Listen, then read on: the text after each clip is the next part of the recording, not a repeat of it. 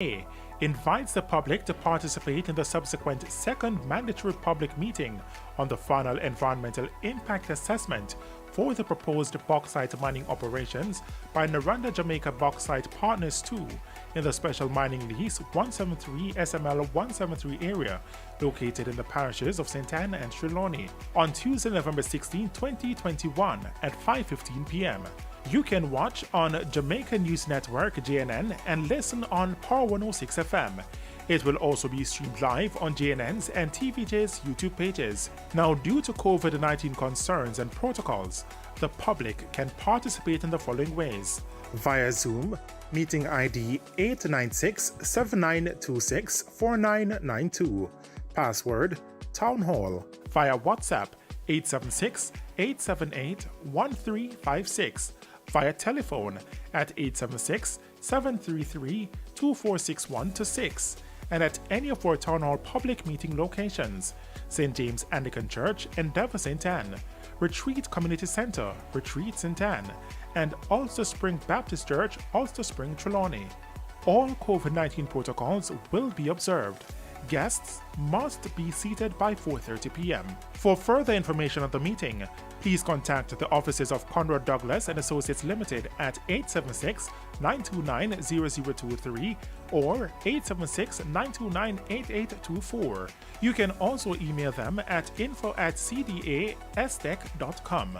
That's info@cdaestech.com.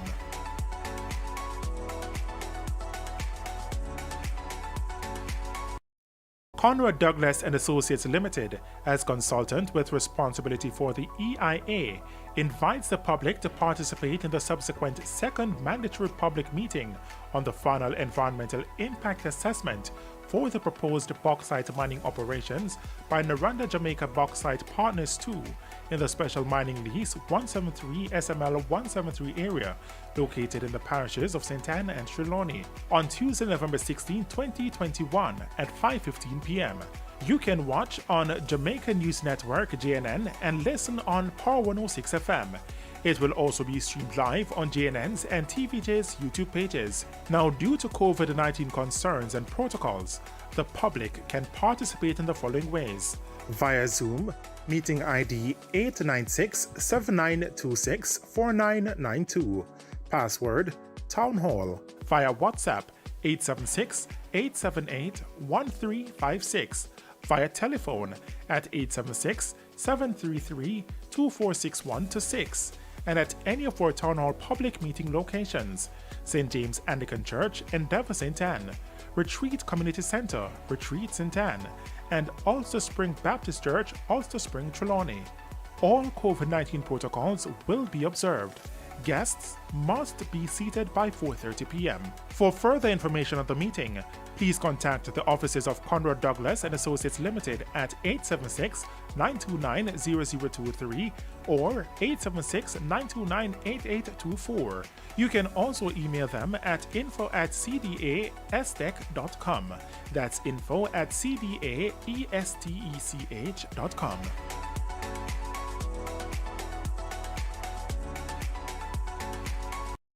Conrad Douglas Associates Limited, as consultant with responsibility for the EIA, invites the public to participate in the subsequent second mandatory public meeting on the final environmental impact assessment for the proposed bauxite mining operations by Noranda Jamaica Bauxite Partners 2 in the Special Mining Lease 173 SML 173 area located in the parishes of St. Anne and Trelawny on Tuesday, November 16, 2021 at 5:15 p.m. You can watch on Jamaica News Network JNN and listen on Power 106 FM. It will also be streamed live on JNN's and TVJs YouTube pages. Now, due to COVID-19 concerns and protocols, the public can participate in the following ways: via Zoom, meeting ID 896-7926-4992, password Townhall, via WhatsApp 876-878-1356, via telephone at 876-733-2461-6, and at any of our Town Hall public meeting locations: St. James Anglican Church, Endeavour St. Anne, Retreat Community Centre, Retreat St. Anne, and Ulster Spring Baptist Church, Ulster Spring, Trelawny. All COVID-19 protocols will be observed. Guests must be seated by 4:30 p.m. For further information on the meeting, please contact the offices of Conrad Douglas Associates Limited at 876-929-0023 or 876-929-8824. You can also email them at info@cdaestech.com. That's info@cdaestech.com.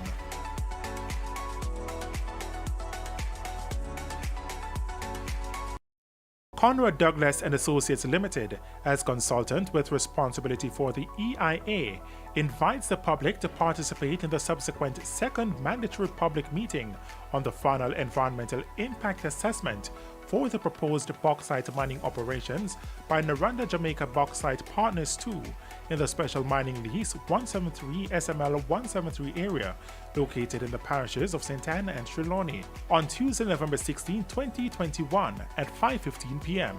You can watch on Jamaica News Network JNN and listen on Power 106 FM. It will also be streamed live on JNN's and TVJs YouTube pages. Now, due to COVID-19 concerns and protocols, the public can participate in the following ways: via Zoom, meeting ID 896-7926-4992, password Townhall, via WhatsApp 876-878-1356, via telephone at 876-733-2461-6, and at any of our Town Hall public meeting locations: St. James Anglican Church, Endeavour St. Anne, Retreat Community Centre, Retreat St. Anne, and Ulster Spring Baptist Church, Ulster Spring, Trelawny. All COVID-19 protocols will be observed. Guests must be seated by 4:30 p.m. For further information on the meeting, please contact the offices of Conrad Douglas Associates Limited at 876-929-0023 or 876-929-8824. You can also email them at info@cdaestech.com. That's info@cdaestech.com.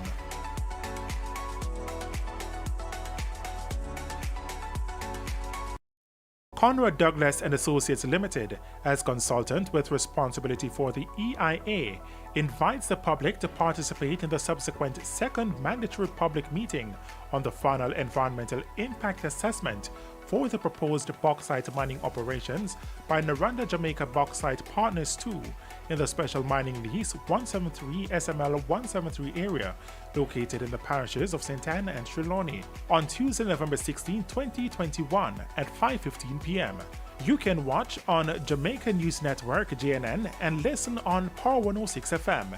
It will also be streamed live on JNN's and TVJ's YouTube pages. Now, due to COVID-19 concerns and protocols, the public can participate in the following ways: via Zoom, meeting ID 896-7926-4992, password Townhall, via WhatsApp 876-878-1356, via telephone at 876-733-2461-6, and at any of our Town Hall public meeting locations: St. James Anglican Church, Endeavour St. Anne, Retreat Community Centre, Retreat St. Anne, and Ulster Spring Baptist Church, Ulster Spring, Trelawny.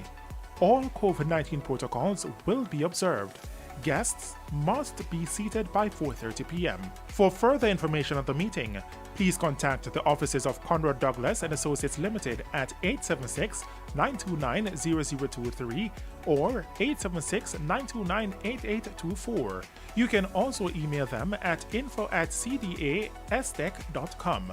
That's info@cdaestech.com.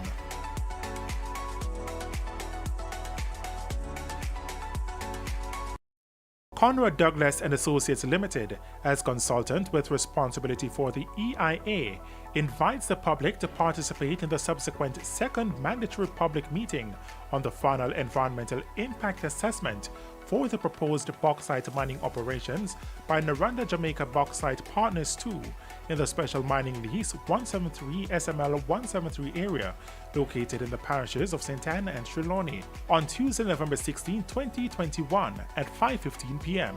You can watch on Jamaica News Network JNN and listen on Power 106 FM. It will also be streamed live on JNN's and TVJs YouTube pages. Now, due to COVID-19 concerns and protocols, the public can participate in the following ways: via Zoom, meeting ID 896-7926-4992, password Townhall, via WhatsApp 876-878-1356, via telephone at 876-733-2461-6, and at any of our Town Hall public meeting locations: St. James Anglican Church, Endeavour St. Anne, Retreat Community Centre, Retreat St. Anne, and Ulster Spring Baptist Church, Ulster Spring, Trelawny. All COVID-19 protocols will be observed. Guests must be seated by 4:30 p.m. For further information on the meeting, please contact the offices of Conrad Douglas Associates Limited at 876-929-0023 or 876-929-8824. You can also email them at info@cdaestech.com. That's info@cdaestech.com.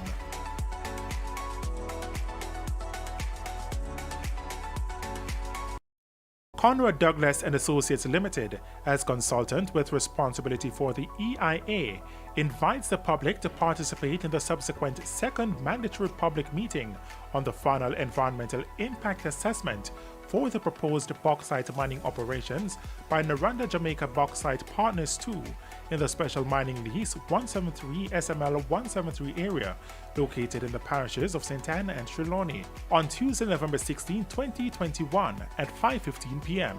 You can watch on Jamaica News Network JNN and listen on Power 106 FM. It will also be streamed live on JNN's and TVJs YouTube pages. Now, due to COVID-19 concerns and protocols, the public can participate in the following ways: via Zoom, meeting ID 896-7926-4992, password Townhall, via WhatsApp 876-878-1356, via telephone at 876-733-2461-6, and at any of our Town Hall public meeting locations: St. James Anglican Church, Endeavour St. Anne, Retreat Community Centre, Retreat St. Anne, and Ulster Spring Baptist Church, Ulster Spring, Trelawny. All COVID-19 protocols will be observed. Guests must be seated by 4:30 p.m. For further information on the meeting, please contact the offices of Conrad Douglas Associates Limited at 876-929-0023 or 876-929-8824. You can also email them at info@cdaestech.com. That's info@cdaestech.com.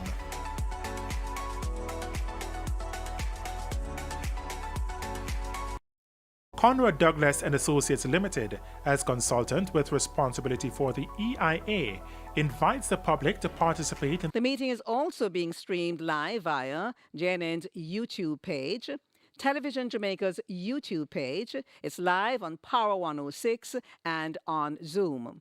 JNN wishes to apologize due to technical difficulties that the Zoom ID for the Noranda Mixed Virtual Public Meeting has been changed. The new Zoom ID is, and I hope I will do this for you, right? 8967-926-4992, and the passcode is Townhall. I'm going to do it again.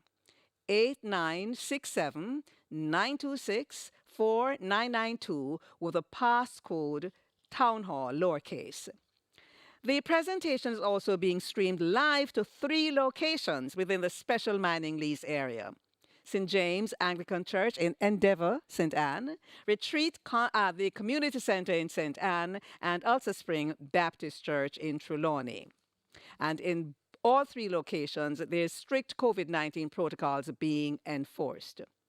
You will be able to participate live via those locations as well as on Zoom, the YouTube chat, the WhatsApp line, and let me give that to you, 876-878-1356. That's 876-878-1356, or you may telephone 876-733-246126, 733-246126. This process is being undertaken in accordance with the public consultations guidelines for environmental impact assessments, specifically Chapter 3, conducting subsequent public consultations, as well as an addendum document that has been developed in response to the COVID-19 pandemic. As you can see, we are still not having the typical face-to-face meeting, and this is due to the continued COVID-19 pandemic and resulting gathering limits as stipulated by the Disaster Risk Management Orders of 2020. To ensure that the reach of this meeting is not limited, this multimedia approach has been adopted.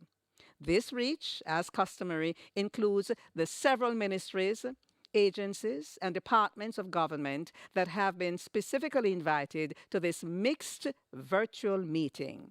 Now, these include representatives from the following ministries: Transport and Mining, Science, Energy, and Technology, Economic Growth and Job Creation, Labor and Social Security, Health and Wellness. Also, the following agencies: National Environment and Planning Agency, Office of Disaster Preparedness and Emergency Management, Jamaica Constabulary Force, Jamaica Fire Brigade, Jamaica Bauxite Institute, Mines and Geology Division, Water Resources Authority, Jamaica National Heritage Trust, the National Works Agency, Forestry Department, Social Development Commission, Rural Agricultural Development Authority, St. Anne Municipal Corporation, Trelawny Municipal Corporation, as well as the Custos of St. Anne, the Custos of Trelawny, the St. Anne Chamber of Commerce, Trelawny Chamber of Commerce, members of Parliament and councillors, and, importantly, Southern Trelawny Environmental Agency, the Jamaica Environment Trust, and the University of the West Indies. And now it gives me great pleasure to introduce the panels for this afternoon's meeting, the panel members for the afternoon meeting. We have to my immediate left Dr. Conrad Douglas, Executive Chairman and Principal Consultant, Conrad Douglas and Associates Limited. Next to him, Mr. Delroy Dell, Vice President and Country Manager, Noranda Jamaica Bauxite Partners 2. Then we have Mrs. Sharita Nelson, Environment, Health and Safety Manager at Noranda Jamaica Bauxite Partners 2. Mr. Basil Fernandez, Senior Associate Consultant, Hydrology, and Mrs. Donna Howe, Managing Director, Jamaica Bauxite Mining Limited. At this time, I'd like to introduce in studio the representative from the regulator, the National Environment and Planning Agency, Mr. Miguel Nelson. He's Manager of Application Secretariat Branch, and he'll now read the official statement of NEPA. Mr. Nelson? Good afternoon. Thank you. Good afternoon. You may recall that in keeping with the agency's public consultation guidelines for environmental impact assessments, Conrad Douglas and Associates Limited, on behalf of Noranda Jamaica Bauxite Partners 2, hosted an initial public meeting on the 8th of December 2020. That public meeting was mandated on receipt of the Environmental Impact Assessment Report presented in support of the application received on the 14th of May 2018 from Noranda Jamaica Bauxite Partners 2 for mining and quarrying and clear-cutting of forested areas in the parishes of St. Anne and Trelawny. This second meeting is mandated as a result of the material change in the proposed project and to provide the consultant with an opportunity to respond to the issues and concerns received from the many stakeholders. Primarily, Noranda Jamaica Bauxite Partners 2, through its environmental consultants, is required to detail and discuss the following: the clawback area and revised boundaries of SML 173, biodiversity and ecology, groundwater impacts, social impacts of the proposed project, the cultural and archaeological features of the proposed project, or impacts of the proposed project. The audience is reminded that no final decision has yet been made on the applications submitted. Participants should also note that this public meeting is deemed important and outcomes of the meeting will be submitted to the Natural Resources Conservation Authority to guide the decision-making process. The agency is present to support the process and to ensure that the public meeting is undertaken in accordance with the terms outlined in the document titled Public Consultation Guidelines for Environmental Impact Assessments.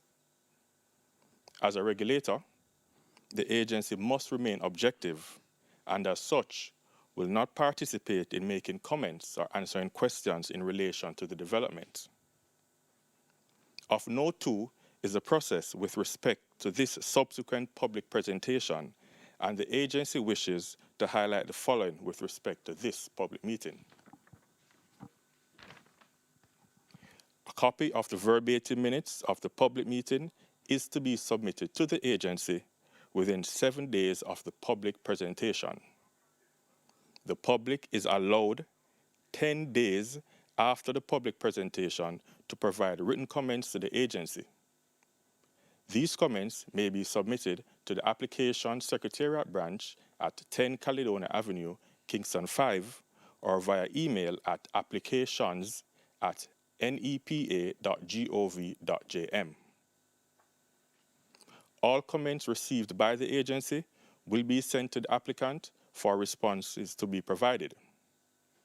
The issues raised, along with the responses provided by the applicant, will be incorporated in the respective submissions to the various committees and the authority, and will facilitate deliberation on the technical merits of the project.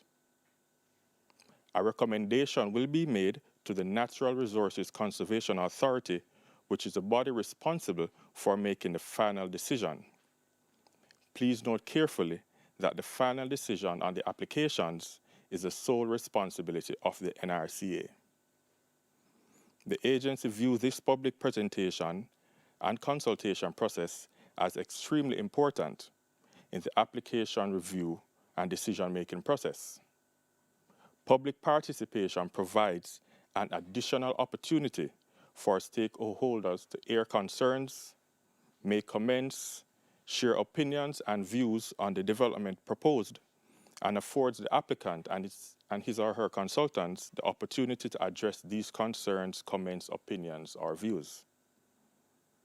Please be reminded that the Environmental Impact Assessment Report and supporting documents are available for access by the public at the following locations: the Gibraltar All-Age and Infant School, Gibraltar, St. Anne; the Madras Primary School, Madras, St. Anne; the Discovery Bay Police Station, Discovery Bay, St. Anne; the Ulster Spring Police Station in Ulster Spring, Trelawny; the Albert Town Post Office, Albert Town, Trelawny; the Sawyers Post Office in Sawyers, Trelawny; the National Environment and Planning Agency's Documentation Center at 11 Caledonia Avenue, Kingston 5; the National Environment and Planning Agency's website, which is www.nepa.gov.jm; Conrad Douglas Associates Limited website, which is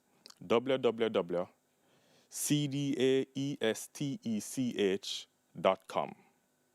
Finally, be reminded that comments may be sent to the Application to Secretariat Branch at 10 Caledonia Avenue, Kingston 5, or via email at applications@nepa.gov.jm. Thank you. Thank you, Mr. Nelson. Thank you so much. Ladies and gentlemen, if you're just joining, welcome. This is a subsequent mandatory mixed virtual public meeting for the environmental impact assessment for the proposed bauxite mining operations in Special Mining Lease Area 173, located in the parishes of St. Anne and Trelawny. We'll now have a brief company statement on Noranda Jamaica Bauxite Partners 2 by Mr. Delroy Dell, Vice President and Country Manager. Mr. Dell? All right. Madam Chairperson, ladies and gentlemen, thank you. I would like to introduce you to Noranda Jamaica Bauxite Partners, 2, a Jamaican partnership.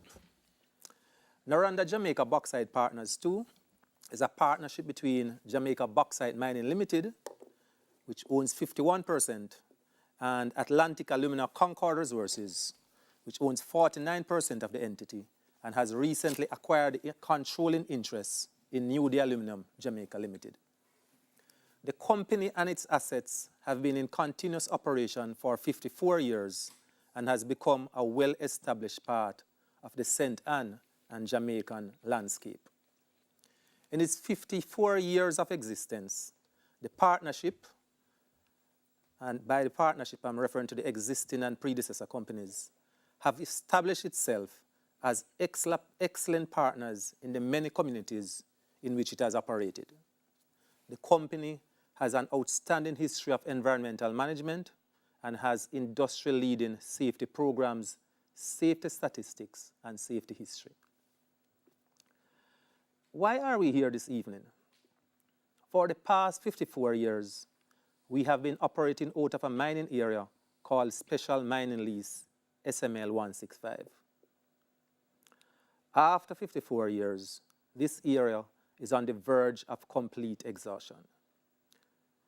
We need urgently to seek additional reserves to mine. Special Mining Lease 173, which is the subject of today's discussion, is an absolute requirement if the company's operations are to continue going forward. Without SML 173, our operations after 54 years will have to grind to a halt. The issues we are currently experiencing related to bauxite quality, mining close to populated areas, difficulty to blend, and increasing costs are directly related to our inability to access additional reserves to replace our depleted reserves in SML 165.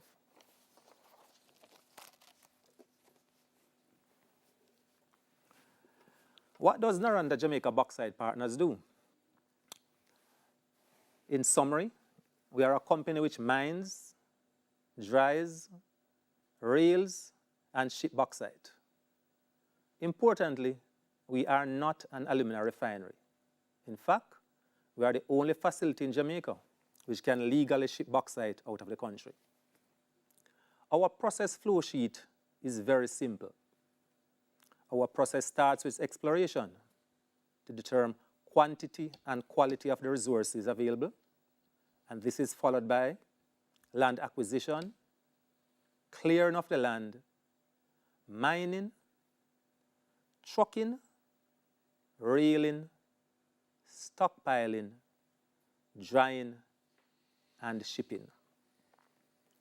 Once our mine is certified as completed, our reclamation and rehabilitation process begins and involves reshaping of the pits, topsoiling, rehabilitation, and certification by the government's regulatory agencies. The Mines and Geology Department in conjunction with JBI. This is done within the regulator's 3 years timeline. The company is extremely proud of its policies, procedures, and practices in regards to compensation for land and mining rights, its strong community process and outreach, its environmental stewardship, its strong safety performance and focus, as well as its adherence to mining best practice and its best-in-class rehabilitation processes and practices.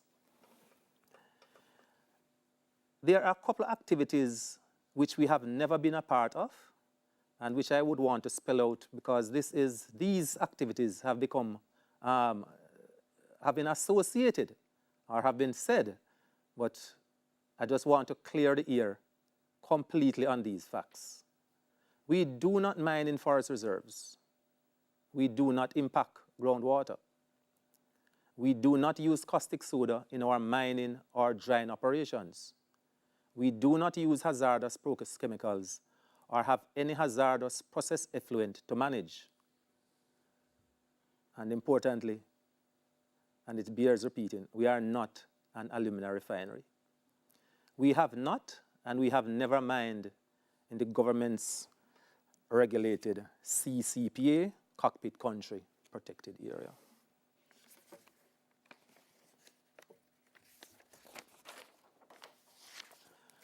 Noranda has firmly established itself amongst all the bauxite and alumina sector in Jamaica as the leader in pioneering and introducing improved technology to our tenant farmers.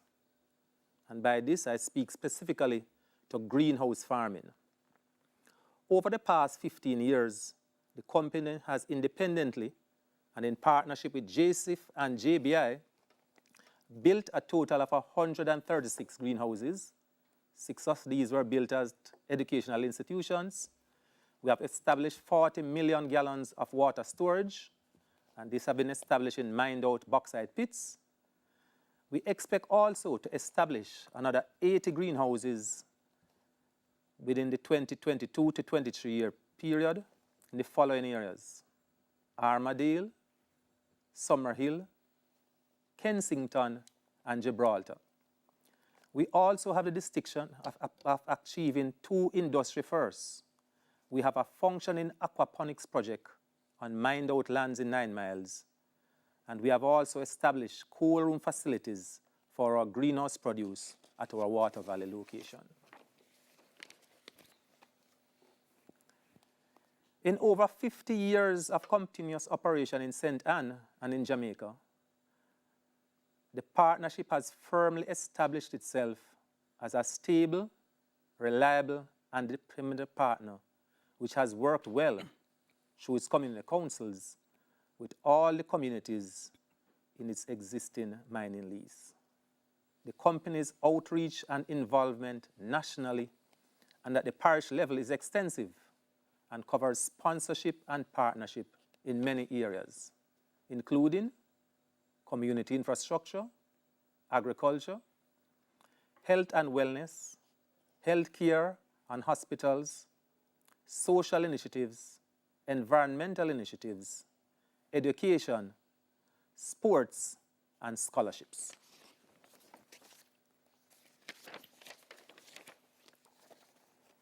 What is Noranda's input or impact on the economy? Noranda Jamaica Bauxite Partners is a major economic driver and engine for the St. Ann and the Jamaican economy. The company is one of the single largest foreign exchange earners in the country and contributes $84 million to the local economy. That's US dollars. This is spent as salaries and wages, contractor services, and procurement of local supplies. There's also a recurrent spend of about $300 US dollars annually for various community PR projects in the many communities across our mining lease. Very importantly, the company is among the single largest employer in the parish of St. Ann and employs over 1,000 persons directly.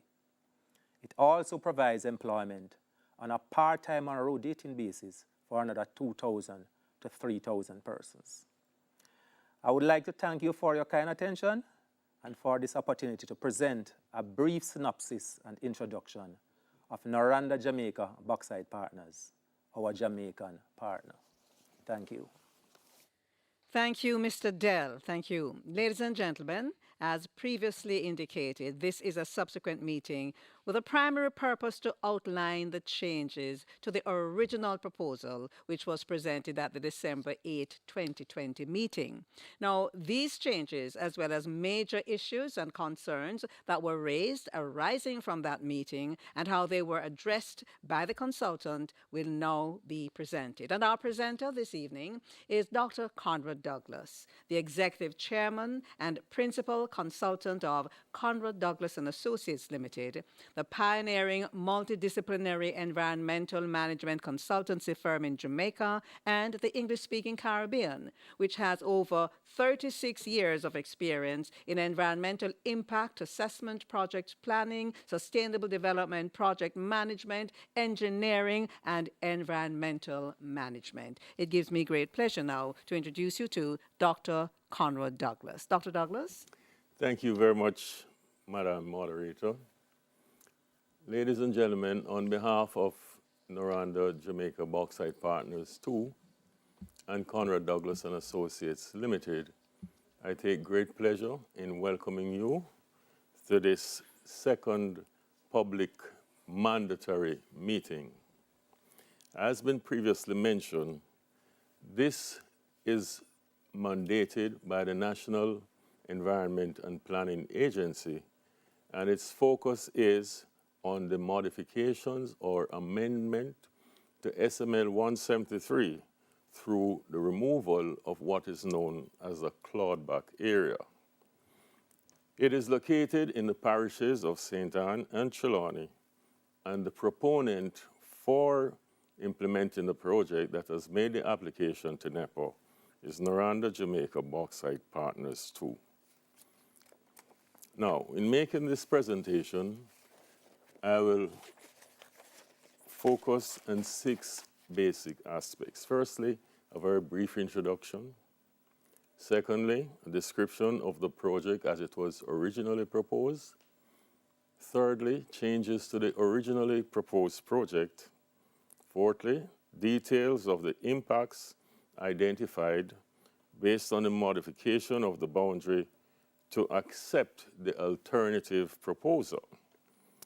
Fifthly, description of the proposed mitigation measures which will be carried out during the course of implementation of the project should an environmental permit be granted by the National Environment and Planning Agency.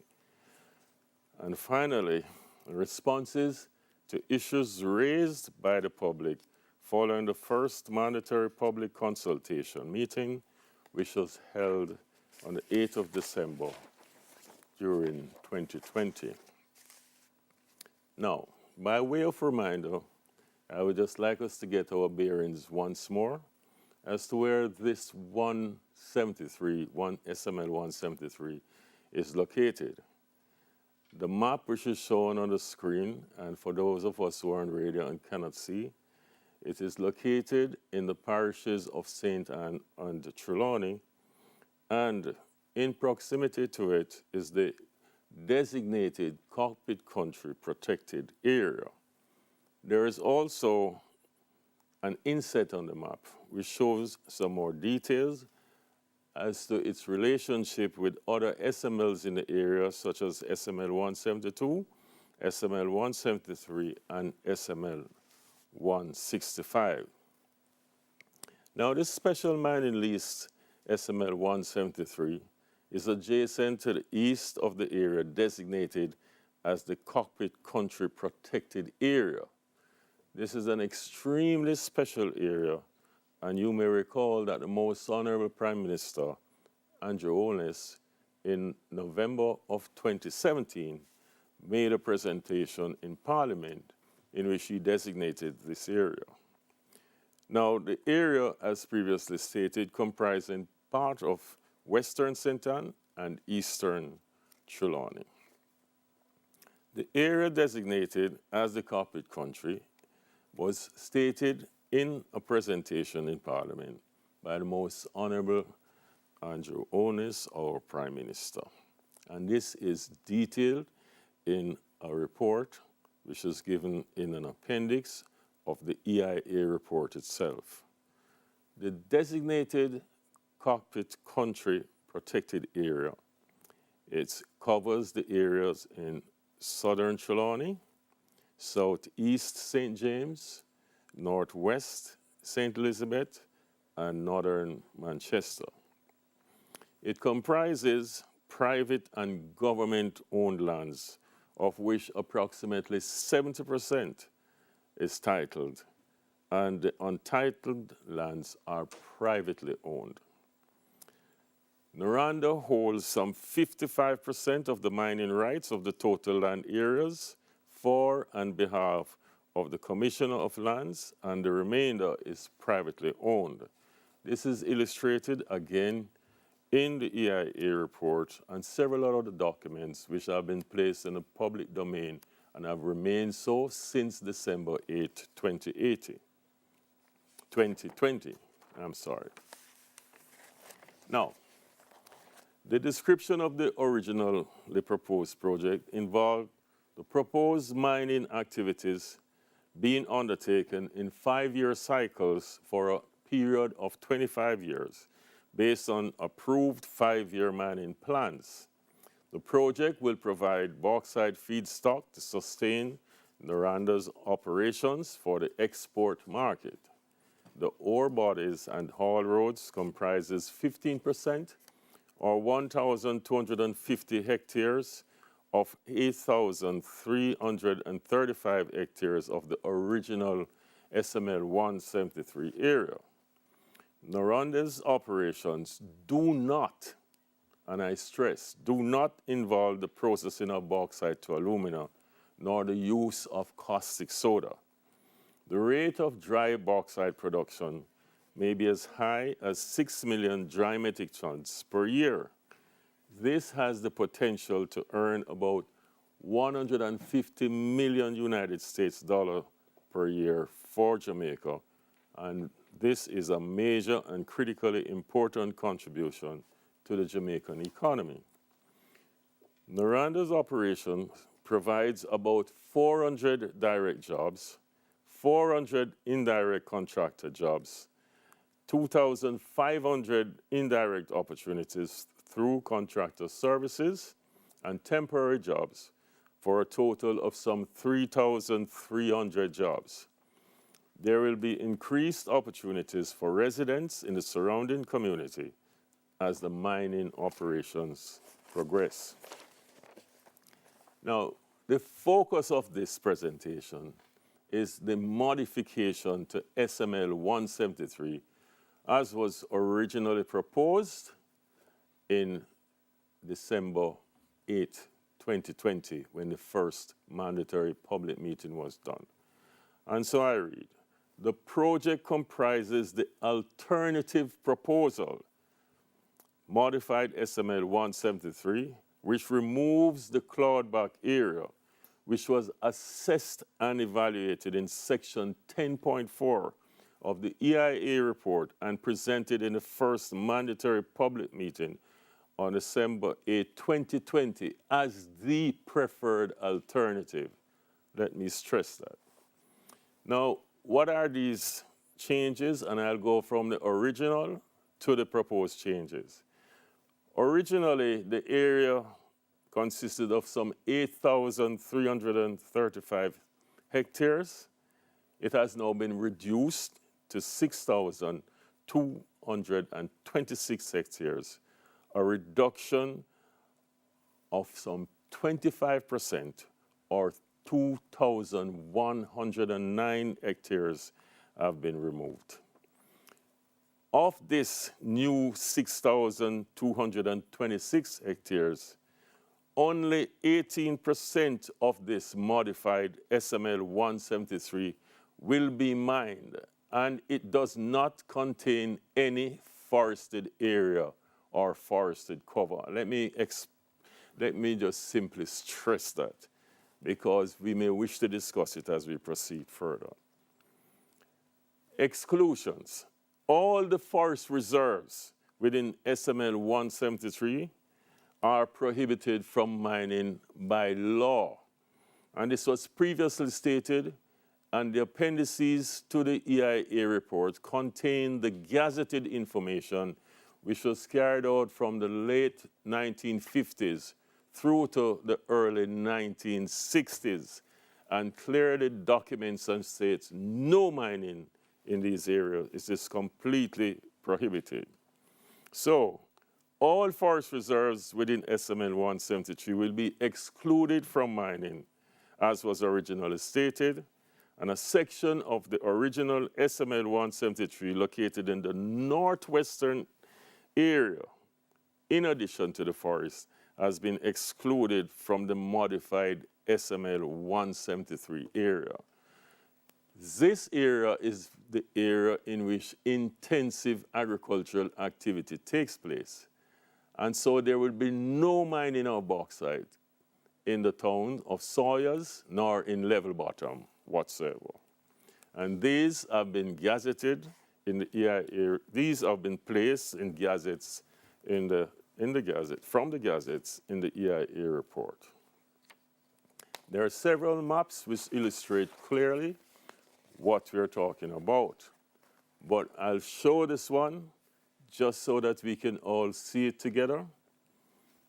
And this is showing SML 173 as it is now presently modified.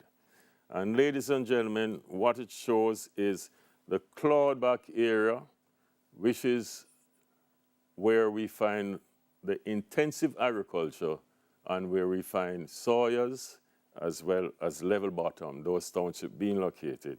And also the forested areas. Those have been completely removed in this alternative, which is the preferred alternative, and the area remaining for mining is also now illustrated.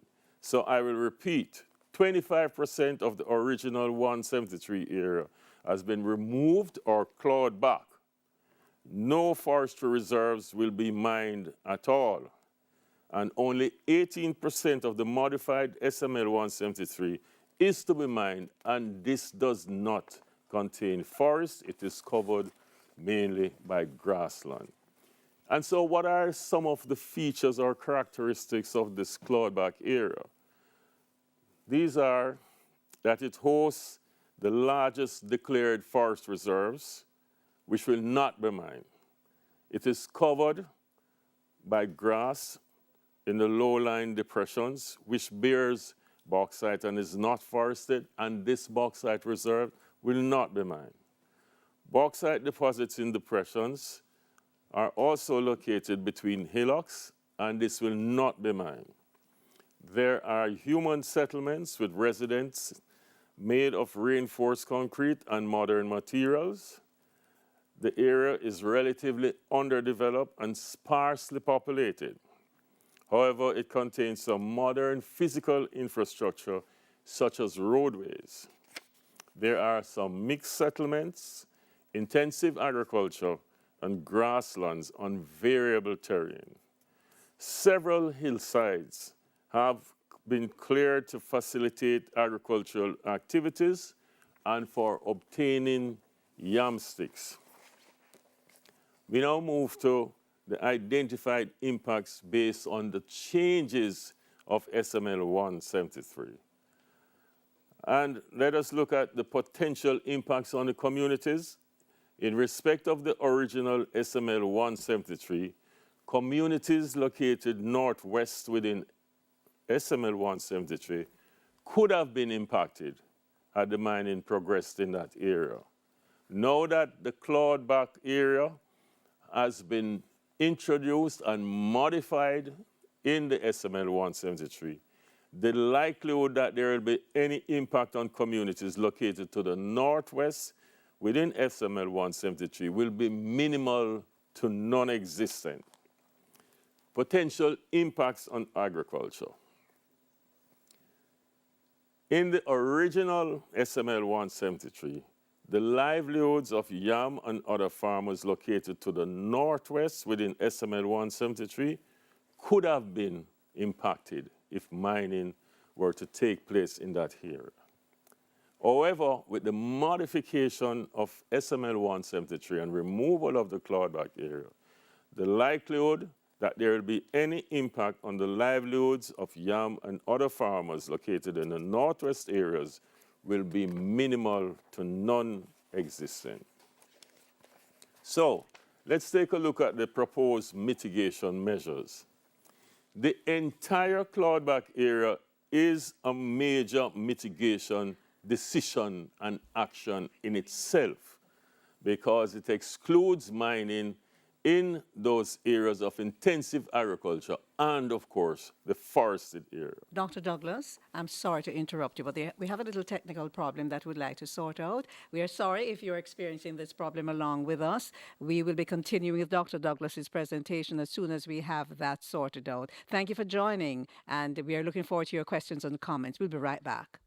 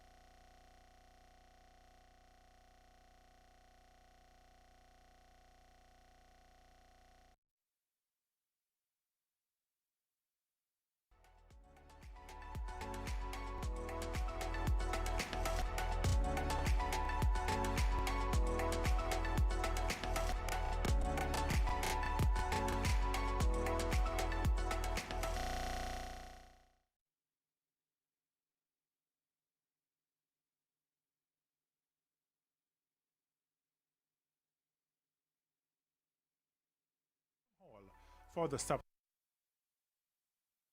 JNN and Power 106 now presents a live broadcast from Conrad Douglas and Associates Limited Public Town Hall for the subsequent second mandatory public meeting on the final environmental impact assessment for the proposed bauxite mining operations by Noranda Jamaica Bauxite Partners 2 in the Special Mining Lease 173 SML 173 area located in the parishes of St. Anne and Trelawny.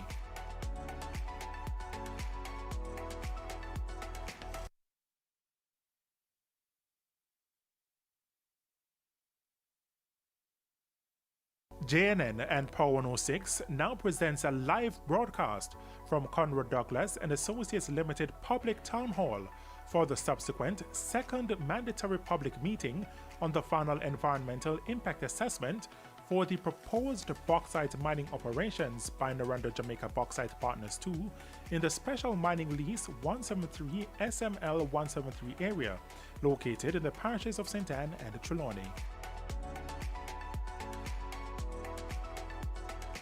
JNN and Power 106 now presents a live broadcast from Conrad Douglas Associates Limited Public Town Hall for the subsequent second mandatory public meeting on the final environmental impact assessment for the proposed bauxite mining operations by Noranda Jamaica Bauxite Partners 2 in the Special Mining Lease 173 SML 173 area located in the parishes of St. Anne and Trelawny. JNN and Power 106 now presents a live broadcast from Conrad Douglas Associates Limited Public Town Hall for the subsequent second mandatory public meeting on the final environmental impact assessment for the proposed bauxite mining operations by Noranda Jamaica Bauxite Partners 2 in the Special Mining Lease 173 SML 173 area located in the parishes of St. Anne and Trelawny.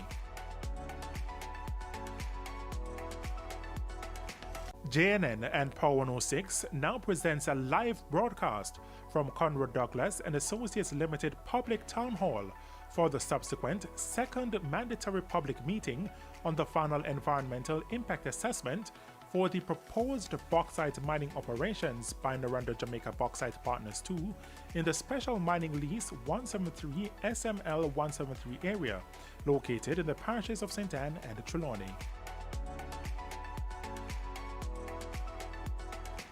JNN and Power 106 now presents a live broadcast from Conrad Douglas Associates Limited Public Town Hall for the subsequent second mandatory public meeting on the final environmental impact assessment for the proposed bauxite mining operations by Noranda Jamaica Bauxite Partners 2 in the Special Mining Lease 173 SML 173 area located in the parishes of St. Anne and Trelawny. JNN and Power 106 now presents a live broadcast from Conrad Douglas Associates Limited Public Town Hall for the subsequent second mandatory public meeting on the final environmental impact assessment for the proposed bauxite mining operations by Noranda Jamaica Bauxite Partners 2 in the Special Mining Lease 173 SML 173 area located in the parishes of St. Anne and Trelawny. JNN and Power 106 now presents a live broadcast from Conrad Douglas Associates Limited Public Town Hall for the subsequent second mandatory public meeting on the final environmental impact assessment for the proposed bauxite mining operations by Noranda Jamaica Bauxite Partners 2 in the Special Mining Lease 173 SML 173 area located in the parishes of St. Anne and Trelawny. JNN and Power 106 now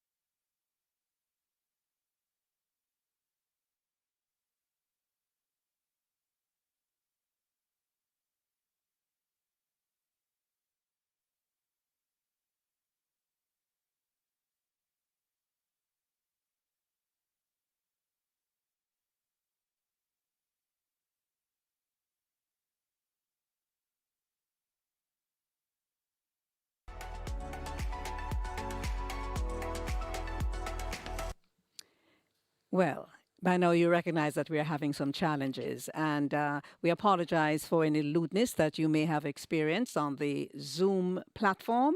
We are trying to rectify that at the moment. We sincerely apologize. This is a meeting that is so important, the subsequent meeting with a primary purpose to outline the changes to the original proposal, which had been presented on the 8th of December 2020. We'll be coming back to you, hopefully sorted out for the continuation of Dr. Conrad Douglas' presentation, or we may have to take it from the beginning, and of course, your questions and comments. To those persons who are on location, we specially apologize to you because you had to leave your yard and go to this place. And for those persons who are waiting on WhatsApp and to call in on the landline, etc., we apologize to everyone. As soon as it is sorted out, we'll be back with you.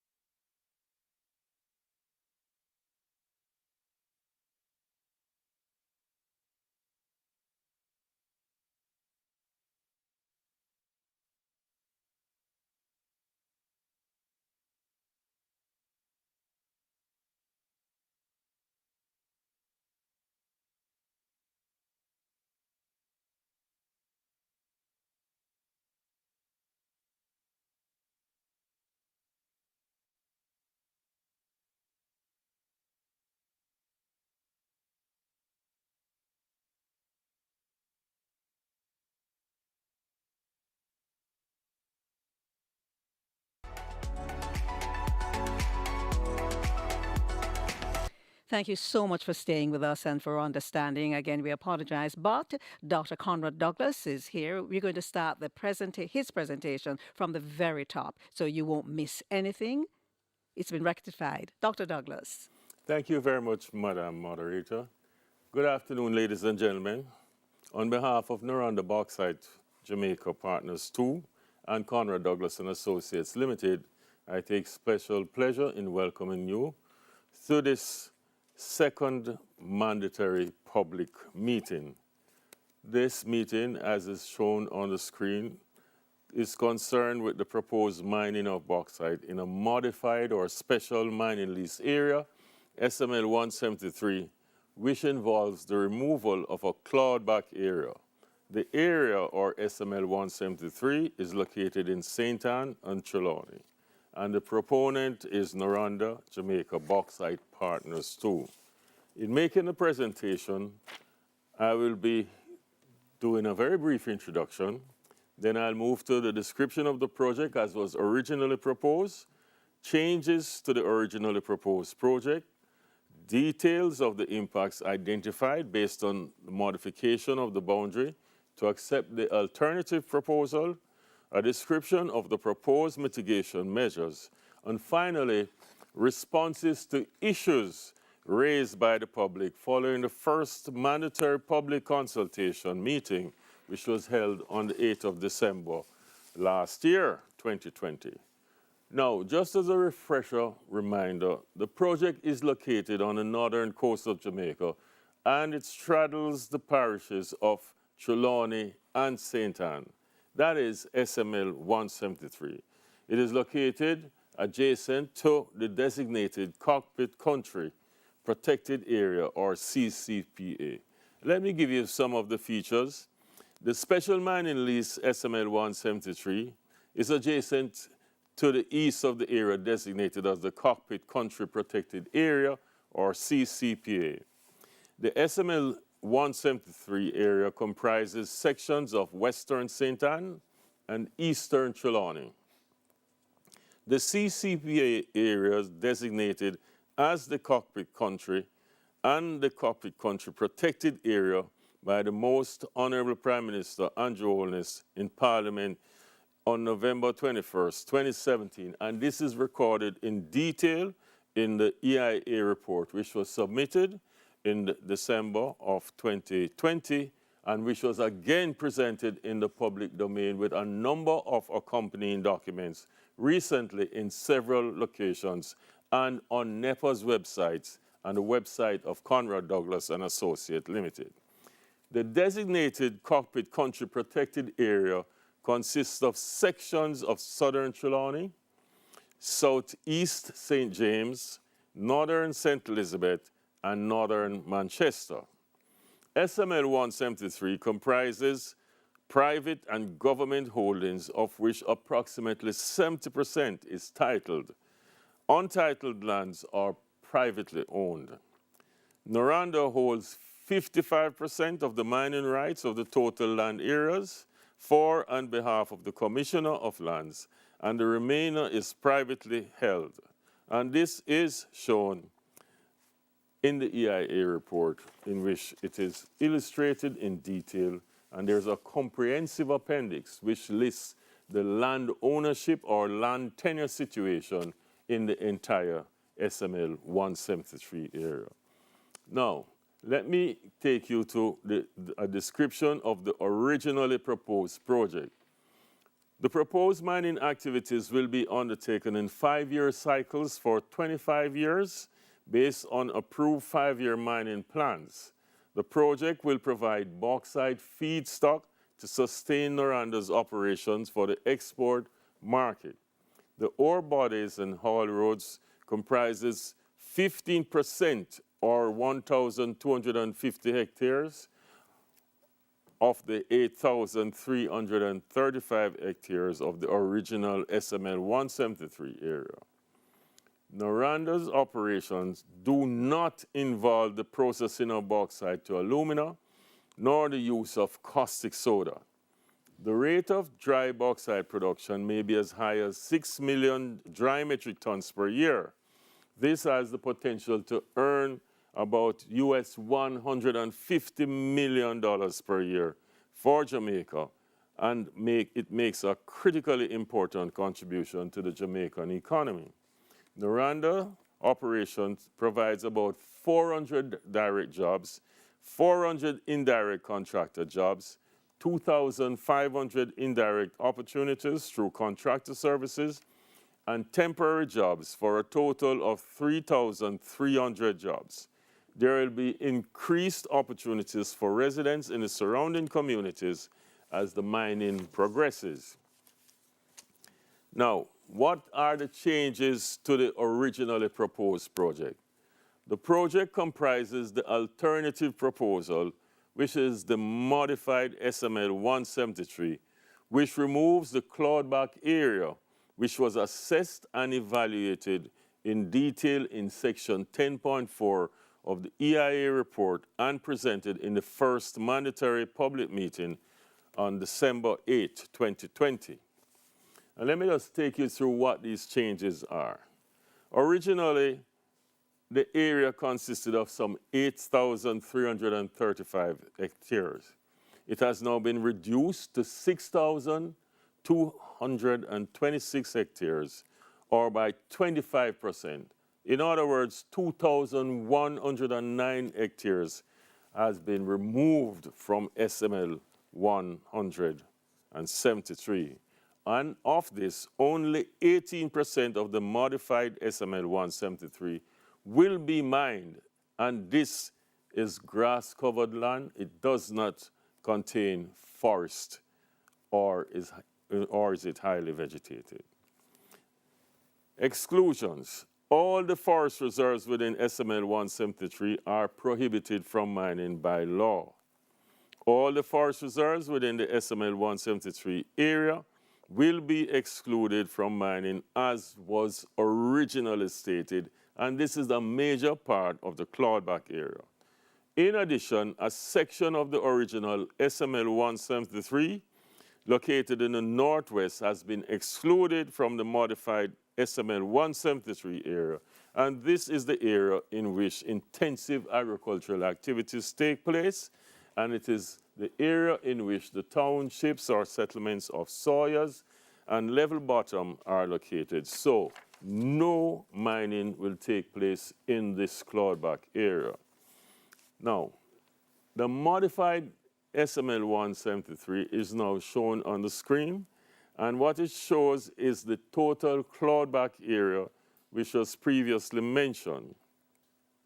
And it then shows the forest, and it shows the areas in which the township of Level Bottom and Sawyers are located, as well as the area remaining for the mining of bauxite.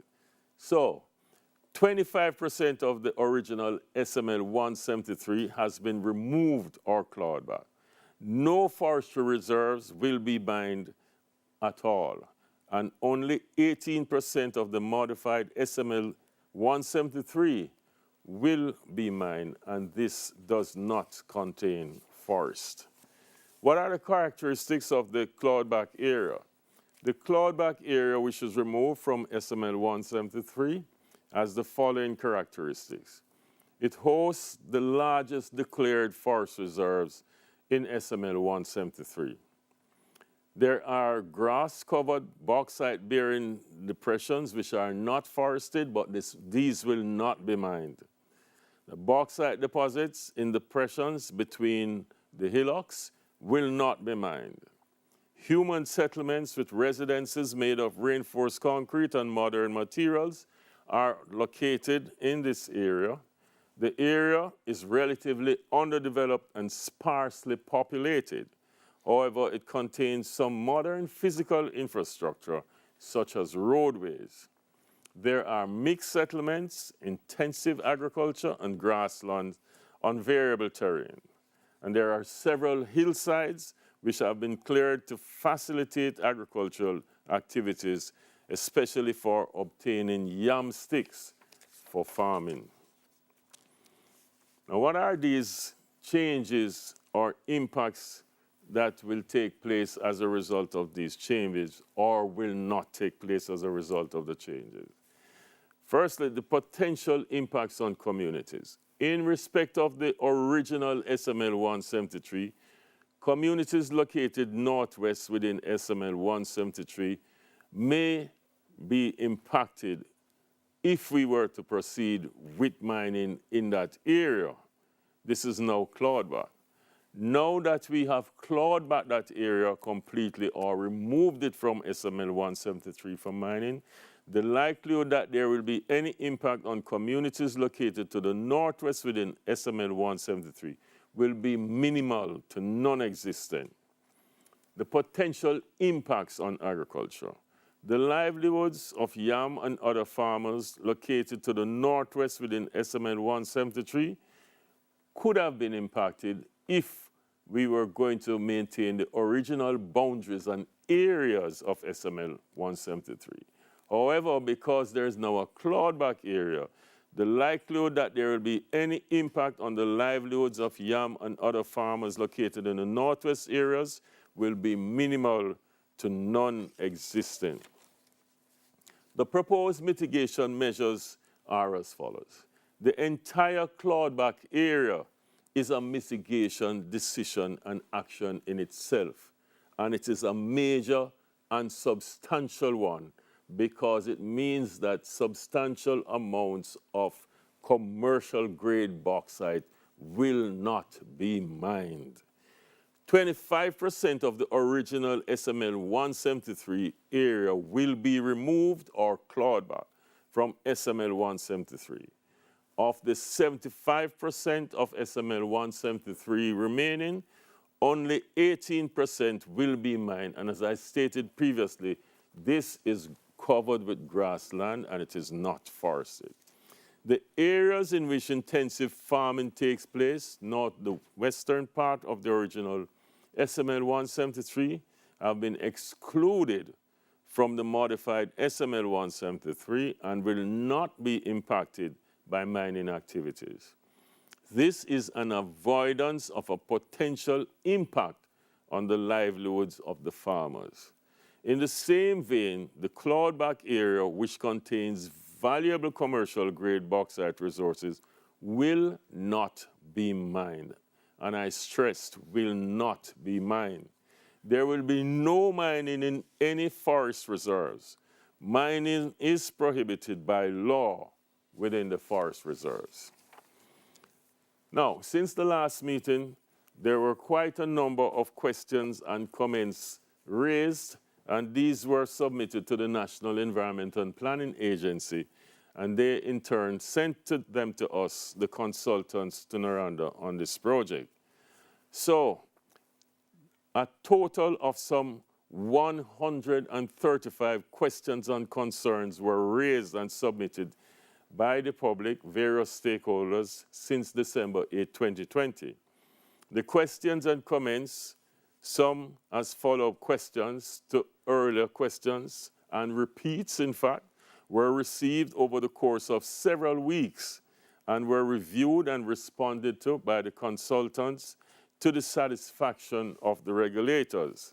The full complement of questions and comments and the responses or resolutions can be accessed at NEPA's website and the website of Conrad Douglas Associates Limited, as well as at all the various locations in the communities in around SML 173.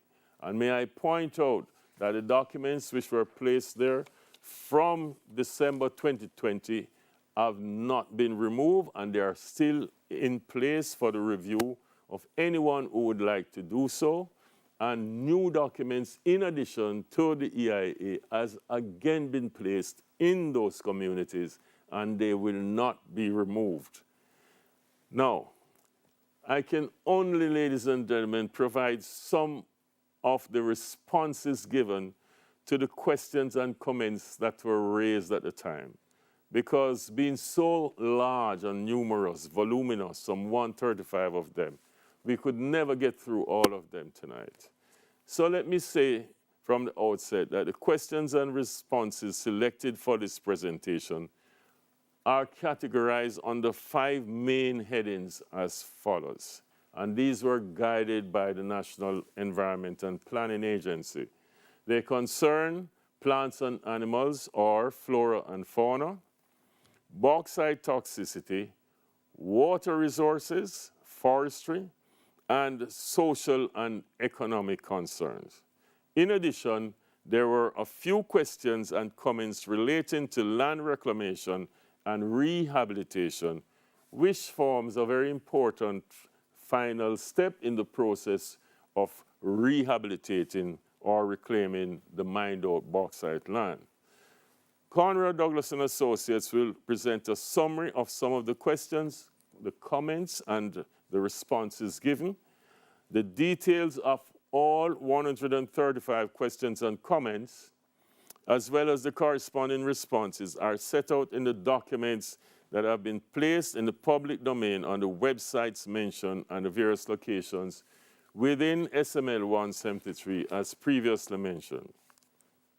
But let us start with the plants and animals, or the flora and fauna. And I will just mention the questions, and then I will successively follow this up with some of the answers in the slide that follows.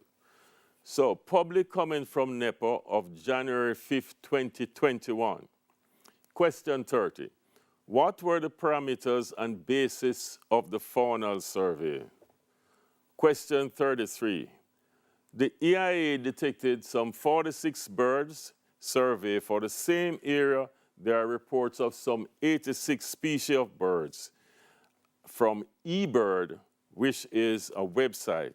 how do you account for the difference of some 40 birds? Additional comments from NEPA of January 20th, 2021, question 29. The term adaptive insect, which is used, is unknown in entomology and should be clearly defined to avoid confusion. So here are some of the responses or answers. Public comment from NEPA January 5th, 2021. Response. The 9 blocks surveyed in SML 173 covered all the land uses within the area, and more than 50% of the 8,335 hectares, or 2.5 times what is required by best practices, was done for the EIA. Response to question 33. eBird is not a scientific or audited tool and therefore should not be used as a reference in a highly scientific document such as an EIA. It is indicative only, and this is consistent with the disclaimer from eBird itself, which states the services and all material and information posted on it provided to you as is without any warranties. Ladies and gentlemen, we have reported faithfully and diligently on what we observed in the field. We are not saying that these other birds might not have been there, but when we did our various investigations in the field, we did not see them. I must also point out that it is quite possible to manipulate that eBird website because you can insert just about any species of bird that you wish to do so with the website. So we have included eBird and the disclaimer in the subsequent documents so that it can be clear to anybody who is reading it. Additional public comment from NEPA January the 20th, 2021. Our response to this question 29, the term adaptive was meant as a simple adjective, referring to the ability to camouflage itself. That is what is meant, and not intended to be an adjectival noun. As you know, various species of animals can in fact camouflage themselves either to capture prey or to avoid predators. And that was the whole idea. And this is captured photographically and presented in the EIA report itself.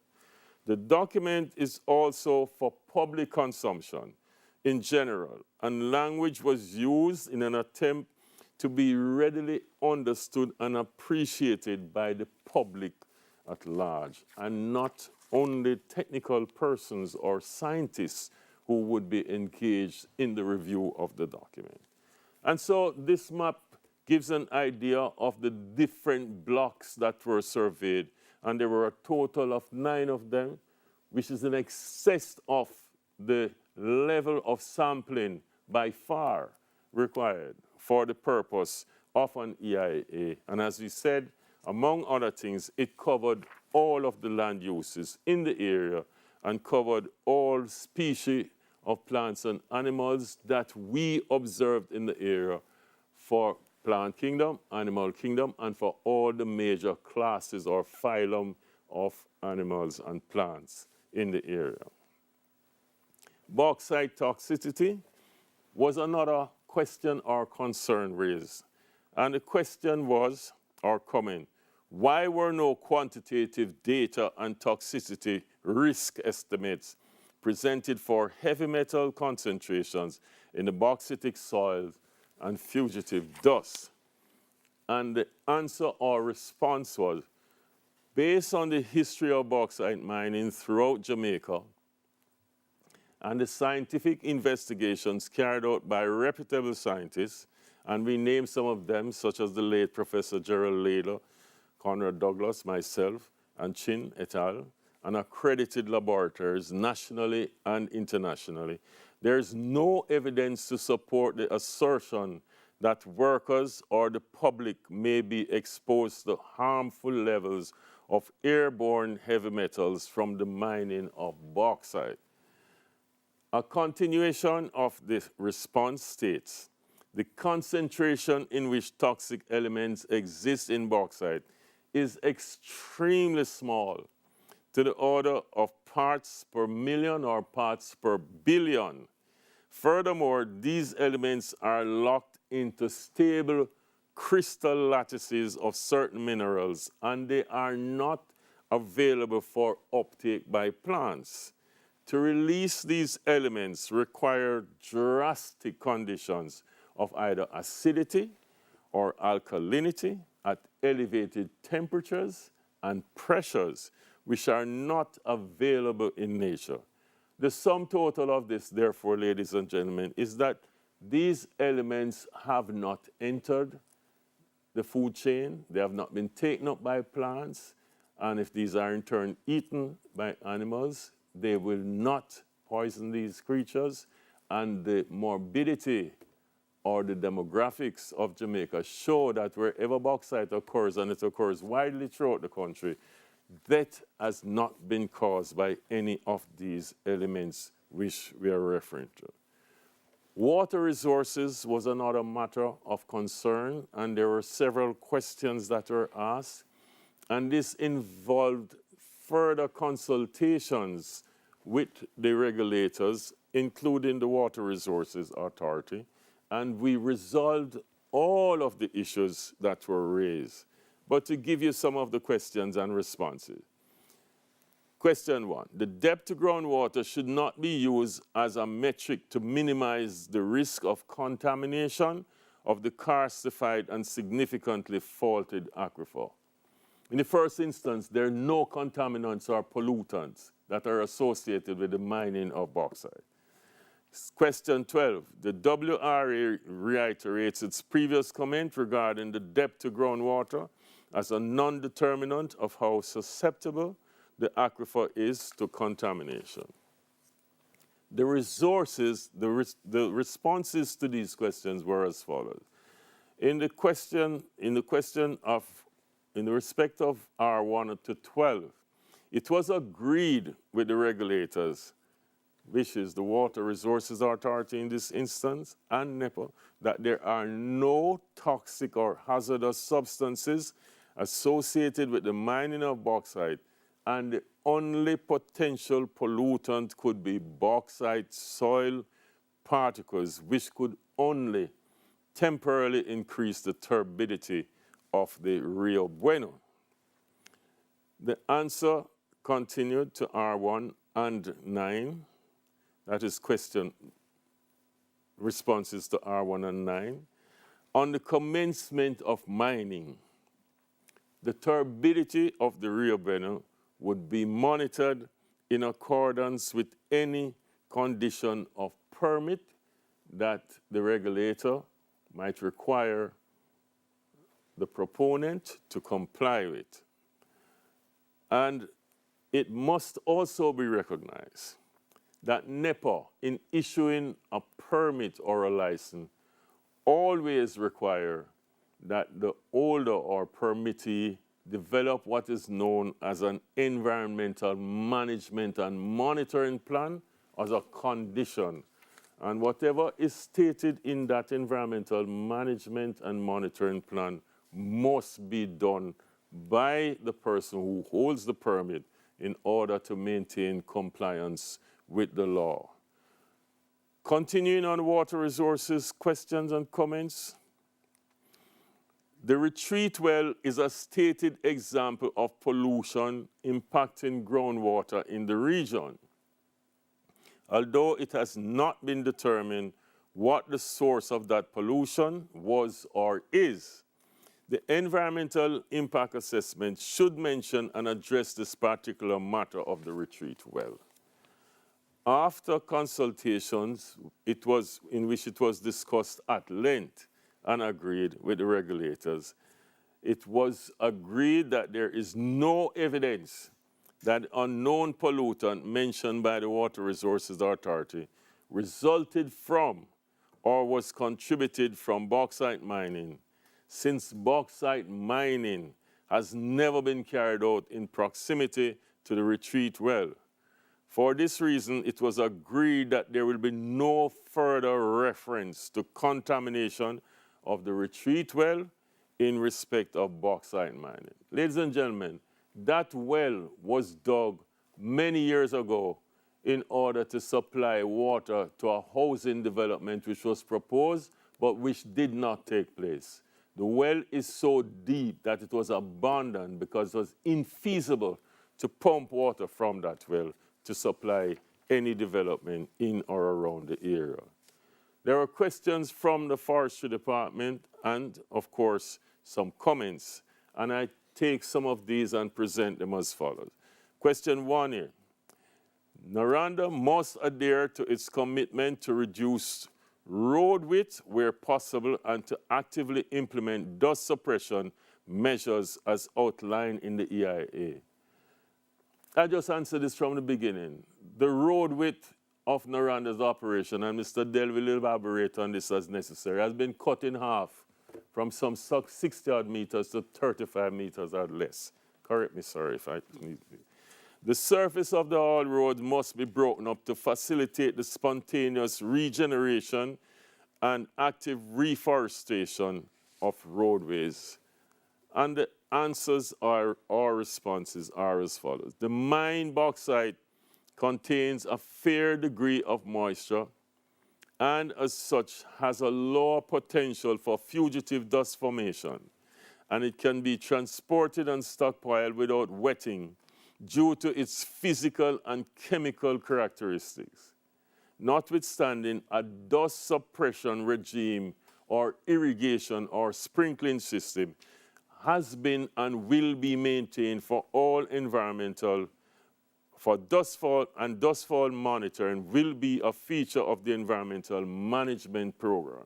This is standard practice that is carried out by Noranda.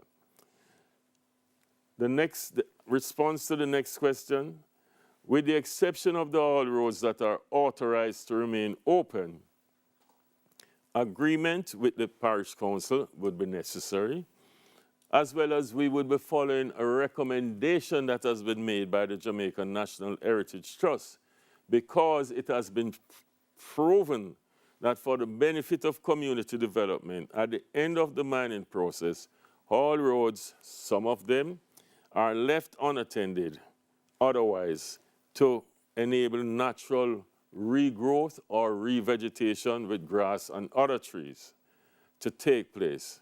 This was stated on section 5, page 63 of the EIA report. And at the end of use, access and use of the haul roads are reclaimed, totally reclaimed, destroyed. Hence, these haul roads are made redundant. Now, ladies and gentlemen, there were some questions concerning socioeconomic and cultural matters as well. And some of these are as follows. These were received on the 5th of February, 2021. Question 1. No assessment was included in the EIA of the negative short-term immediate impact on the farming communities.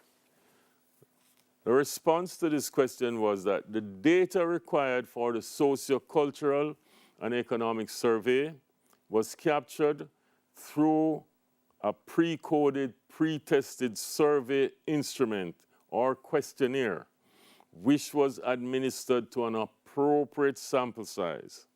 The socio-cultural and economic survey instrument, which is shown in Appendix 3 of the EIA report, was approved by NEPA before it was administered.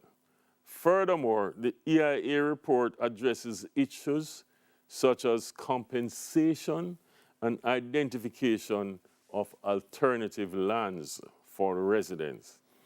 In addition, there were 4 voluntary public consultation meetings, as is required by universally accepted best practices in doing EIA.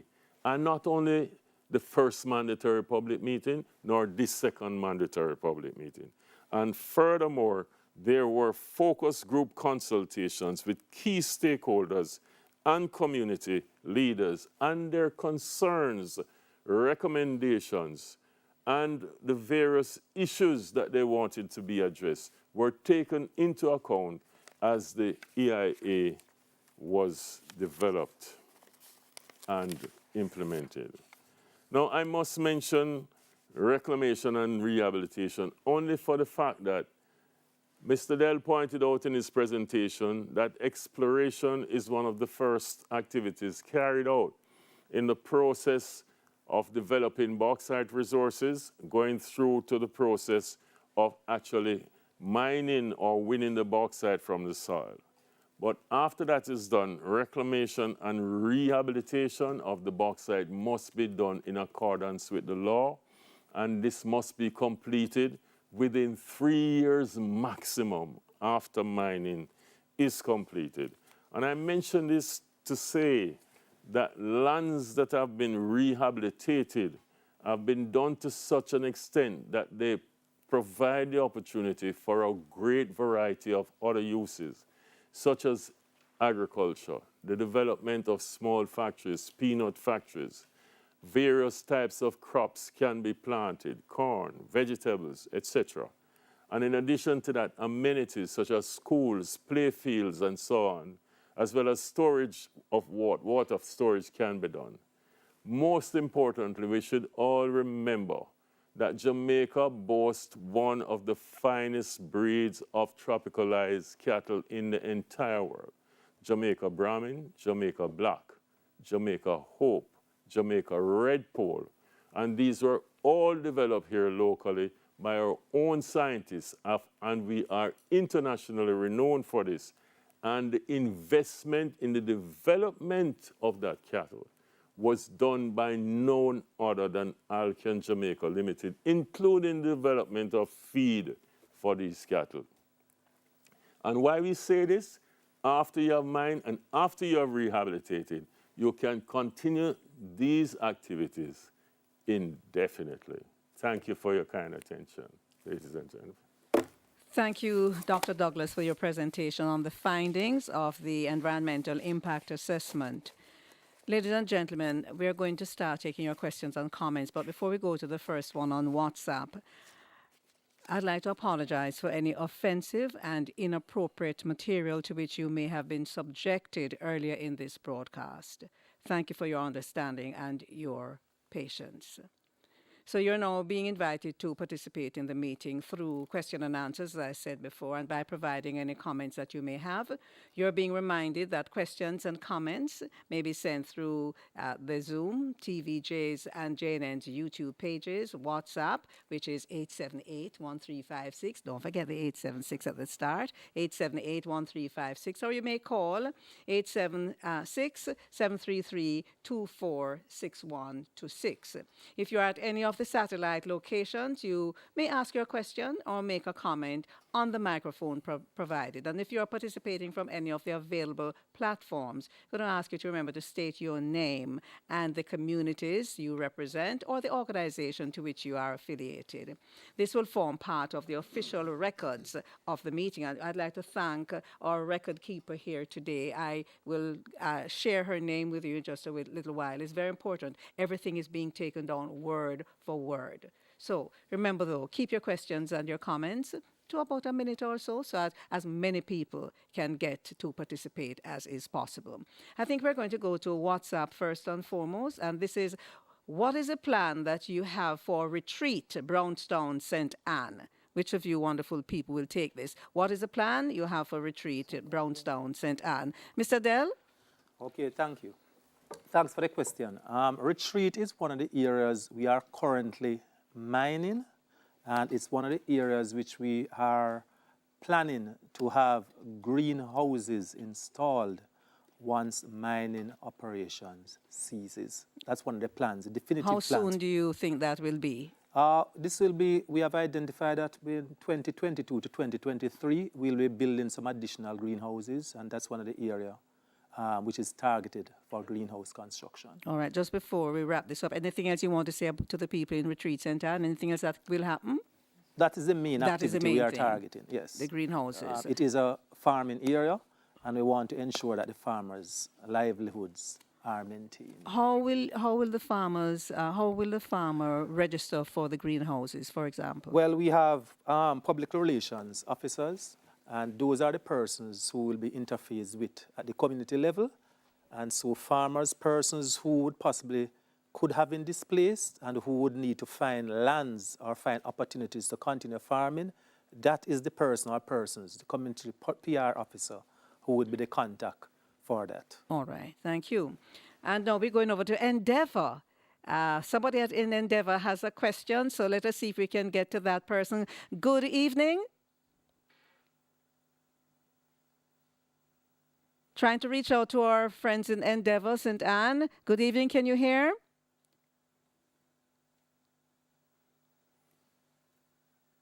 All right, I think we're having a little glitch there. But while we wait on that, perhaps I noticed you had quoted 136 greenhouses that already exist, and you were saying 80 more should come on stream. So you have been listening. Yes. And would the retreat greenhouse be part of the 80 to come on stream? That's correct. Yes, and this 40 million gallons of water storage. Explain how that works. Right. Once we take the bauxite out of the ground, a hole is created. In some instances, we line the hole with an impermeable material, a material which the water will not soak through, and use that as a catchment. And then that water is used to provide water for the greenhouses and farming activities nearby. Thank you, sir. I think we have something on Zoom. Now, here's a question. How will mining in SML 173 affect the coastal water discharge? I will ask Mr. Fernandez to make a comment on that, Madam Moderator. Mr. Fernandez? Well, based on past mining areas, we have not seen any impact on coastal water discharges from the limestone aquifer, whether on the north coast or the south coast, that have negatively affected water quality. I don't expect that this will change because the change that people might say would expect is going to be turbidity or a discoloration of the water, and so we have never seen that. And though there has not been a formal study in terms of looking at the discharges and the impacts in terms of from the mining. Some work has been done in Australia where studies have been carried out in bauxite mining areas and where there has been no difference and no impact on groundwater and water resources as a whole between areas that have been mined and areas that have been unmined but with trees removed. And they have concluded that the bauxite mining has not affected groundwater.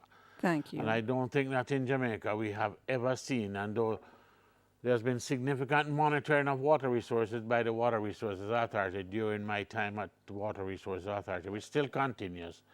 And there are stations on Rio Bueno, there are stations on all the rivers along the north coast. And despite mining starting from way back in the 1960s, 50s, 60s, at Lidford and other places, we have not seen any impact because Lidford is directly up gradient of the Duns River Falls and the Cave River. The Cave River now supplies Ocho Rios with water. It's the Bogue treatment plant for the NWC. It's a source of water. Goes into St. Mary as well as Ocho Rios. And we have never seen, and we do have 2 gauges on the Bogue River. The Water Resources Authority does have 2 gauges on the Bogue River.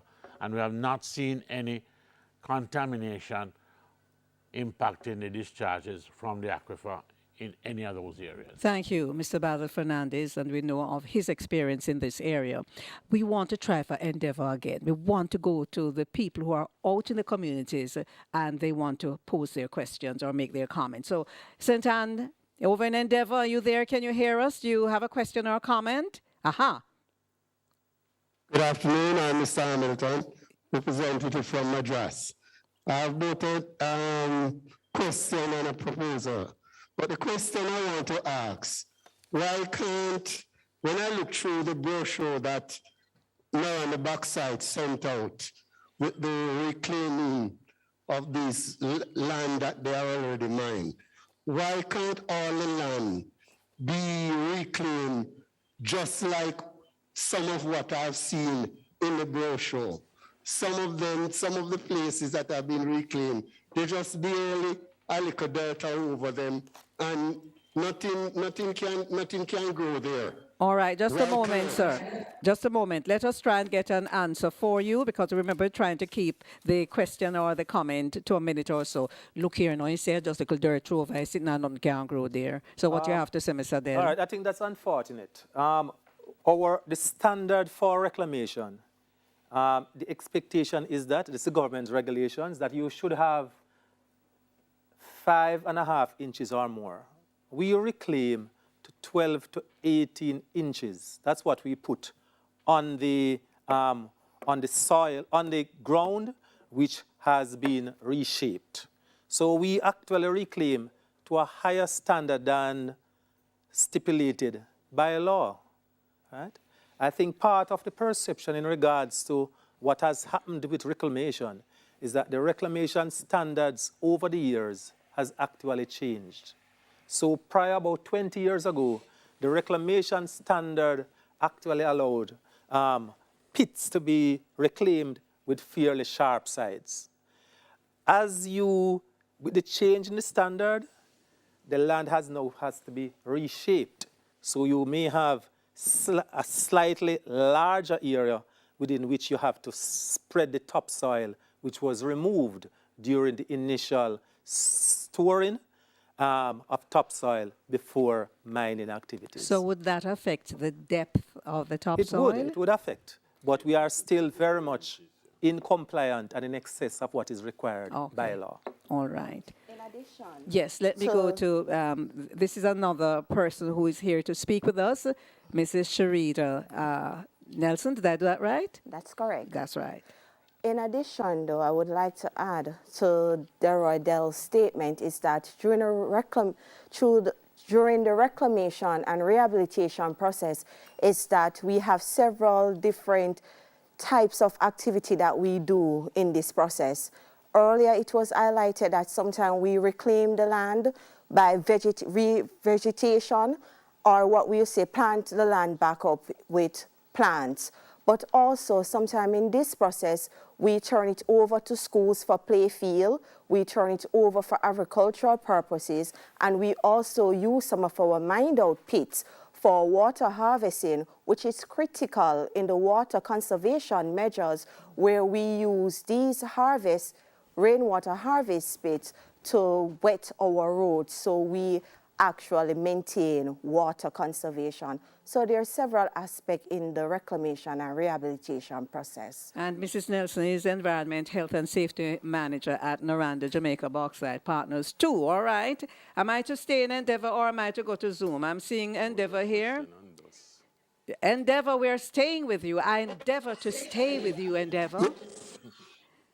Sir? Yes, my name is. Go ahead. My name is Broderick Miller from Gibraltar. I just want to say a pleasant good afternoon to the. Hold on there, hold on a little bit. Technical. We have to sort that out. Him sound like he drop down in a one barrel. All right? So we have to sort. Just a moment, so we're trying to accommodate you, but the audio, the sound is really not very clear. So just hold it for me. Let me go to the Zoom and see if you can work out the technical thing there from the gentleman from Gibraltar. What about, listen to me now, dust nuisance is what this one is about. What about dust impacts on humans, flora and fauna? Dr. Douglas? Yes, thank you, Madam Moderator. This has always been an issue with which residents are concerned, anywhere at all in the country, not only with bauxite mining alone. However, let me point out that in doing this environmental impact assessment, we took this into careful consideration to the extent that we did what is known as modeling to determine what would be the potential for the formation and dispersal of dust throughout the entire area, and what would it be in respect of compliance for the different standards for the total suspended dust particle in the atmosphere, as well as particles of size or diameter of 10 microns or PM10. And what the model showed is that it was substantially, significantly in compliance with those air quality standards.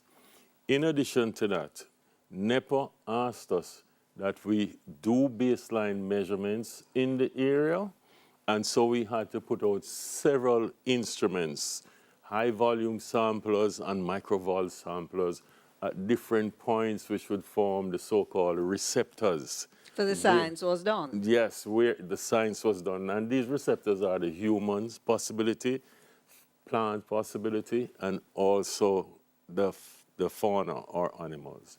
And so what we found again was that we would be in full compliance with this. But in addition to that, let me say that in recognition of the fact that dust can in fact be problematic, in fact it is regarded as a nuisance in many instances.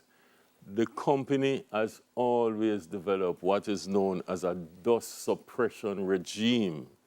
And this is a part of what the water harvested and stored is used to do, the millions of gallons. And so you have sprinkler trucks that go on the oil road and wet all the exposed surfaces throughout the course of the day. And the intensity with which they wet these surfaces is variable. For example, if rain is falling, there's no need to really wet the surface. But if it is hot, if it is dry and windy, not only do you wet it once daily, but several times per day as the situation demands to protect the people and any other asset or resource in the area. Thank you. If I may add? Yes, go ahead, Mr. Dell. In order to improve our dust mitigation and road wetting regime, we have actually added a new 15 million gallon water storage facility, which is dedicated only for road wetting and dust mitigation activities. For all these years, all of our water which we use to wet the roads has to be pulled from Discovery Bay.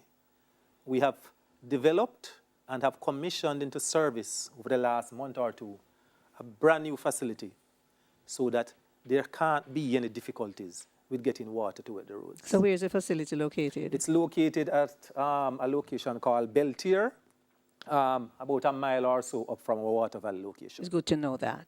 We're trying, but sorry, you did want to say something, Mrs. Nelson. Thank you. Just then, Deborah, I'm coming back to you right after this. Thank you, Ms. Fay, Madam Chairperson.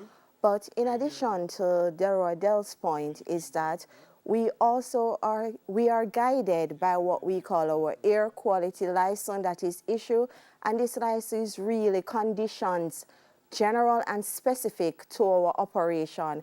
And what we continue to do, we're in this business over 55 years, and we consider to be responsible miners. We are responsible corporate citizens, and what we tend to do, we have environmental monitoring management plans that we put in place, that we have dust monitoring stations within our operation in communities, and what we do, we monitor ambient air quality. And I can tell you that we are compliant in our dust mitigation measures, and we continue to improve, and we continue to partner with the communities, because in this business we want to ensure that we are environmentally friendly, we are environmentally responsible, and we want to ensure that we reduce our footprint and be good corporate company or citizen. Thank you. Thank you very, very much for that. Endeavour, sir, I hope it's sorted out and we can hear you clearly now. We're coming back to you. This is gentleman from Gibraltar. Yes, I'm here. Go ahead, sir, try. Yes, my name is Broderick Miller from Gibraltar. Yes? I just want to say this. COVID has done a lot in terms of separating and causing our economy to fall. Now, with SML 173 and the mining operation from what is going on, if NEPA does not give the approval and sign the lease, what would happen? The government has 51%. The company has 49%. What would happen if this bauxite company would come to an halt? What would we do? Not just only in Gibraltar, but in the country at large, because tourism falls and is coming back.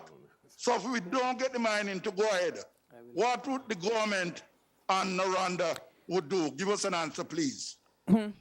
Madam Moderator, I think Mr. Dell could answer that far better than I could. But from what we all know, every one of us as Jamaicans have been saying for the longest time that we need to diversify the Jamaican economy and that we should not depend on any single sector alone.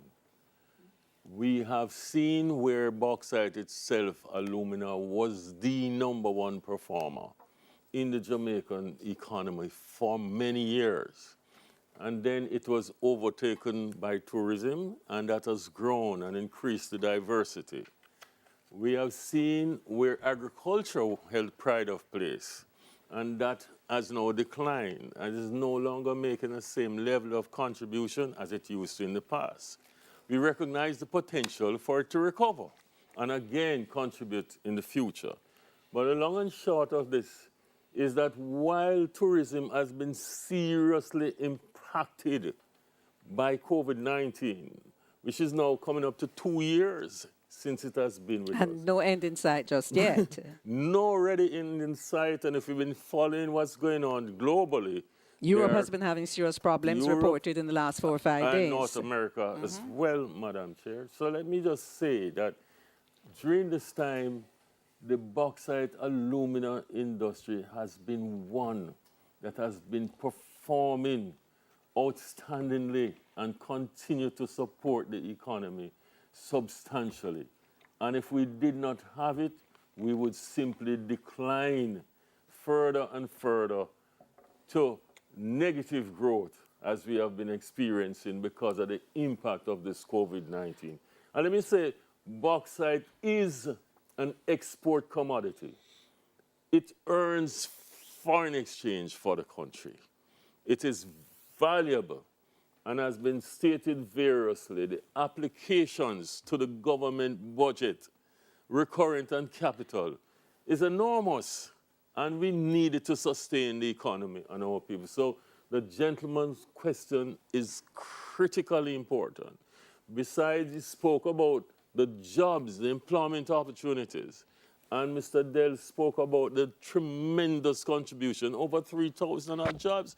All of these through PAYE and the various other statutory deductions make a tremendous contribution. But I'll leave it and ask Mr. Dell, you want to add to this? We have another question I think his there. concerns are very well founded, and maybe that's why we are here today. Without SML 173, our operations will shut down, and it will create a huge deficit, both in the parish and nationally. All right? So we're talking about people losing jobs. Yes, this is without SML 173, we won't have a facility. Oh, thank you for that.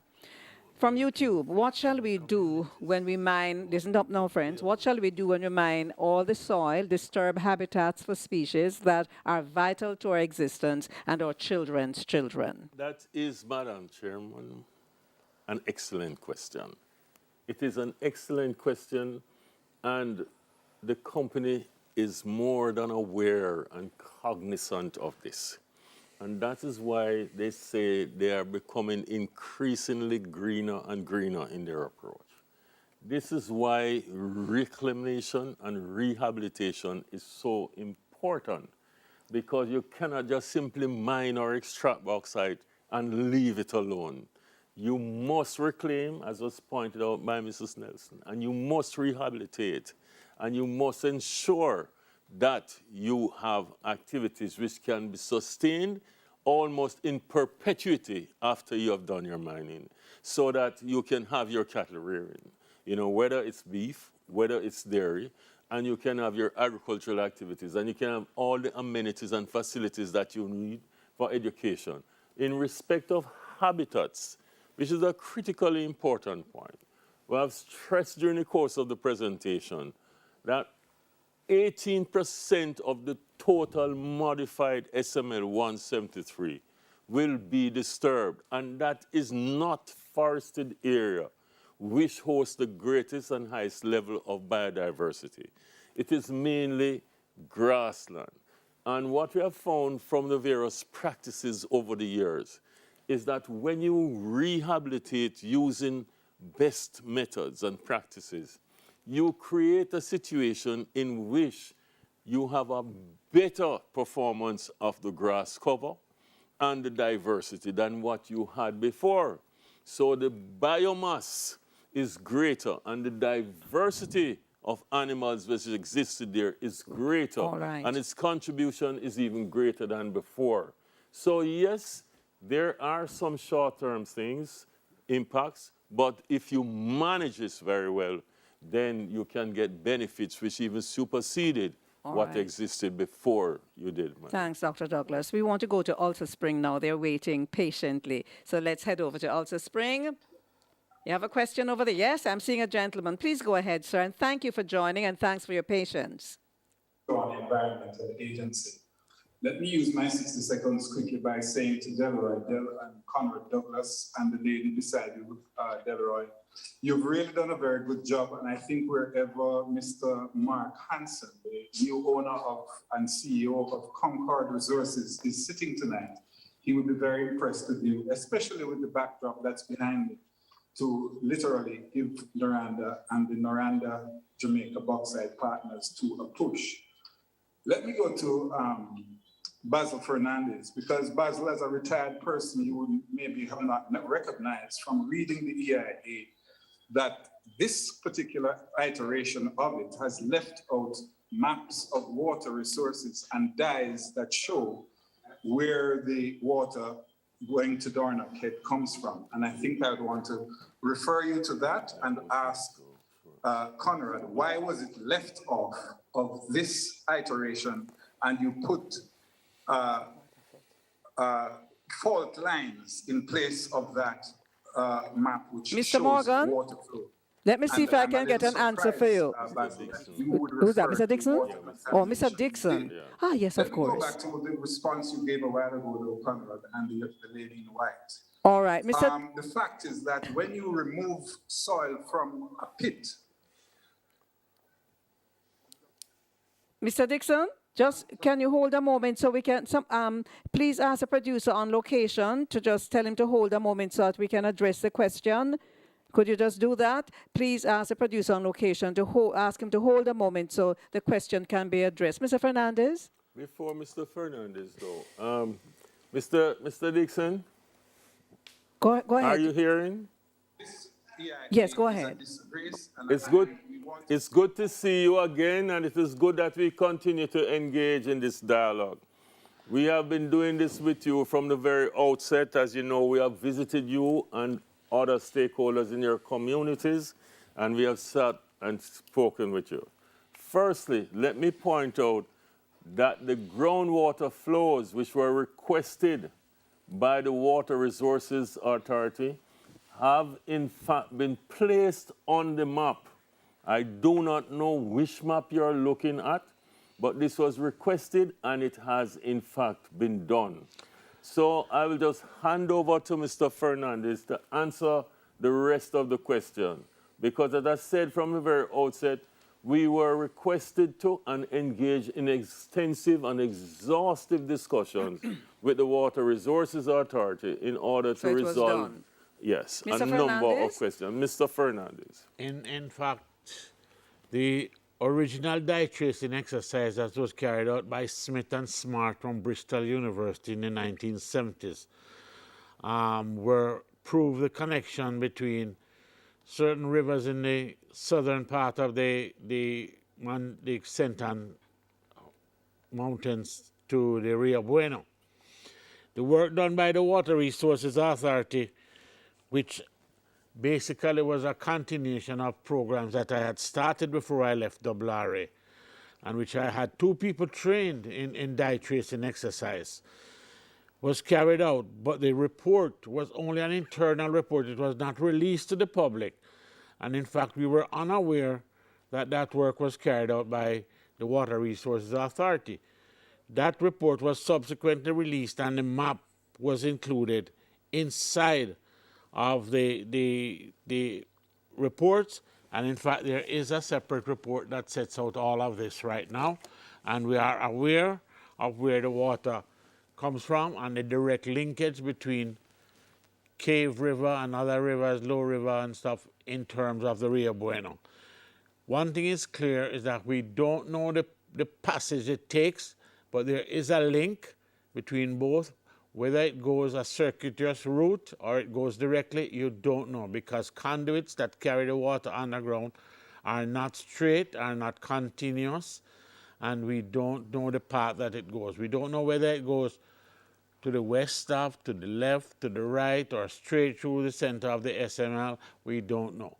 So we know that there's a link between both, and that link has been established from the 1970s and reconfirmed by WRA in the work that they did in 2020 or 2019. Thank you, sir. I think we're heading back to Alta Spring. There is another question from the persons who are gathered there.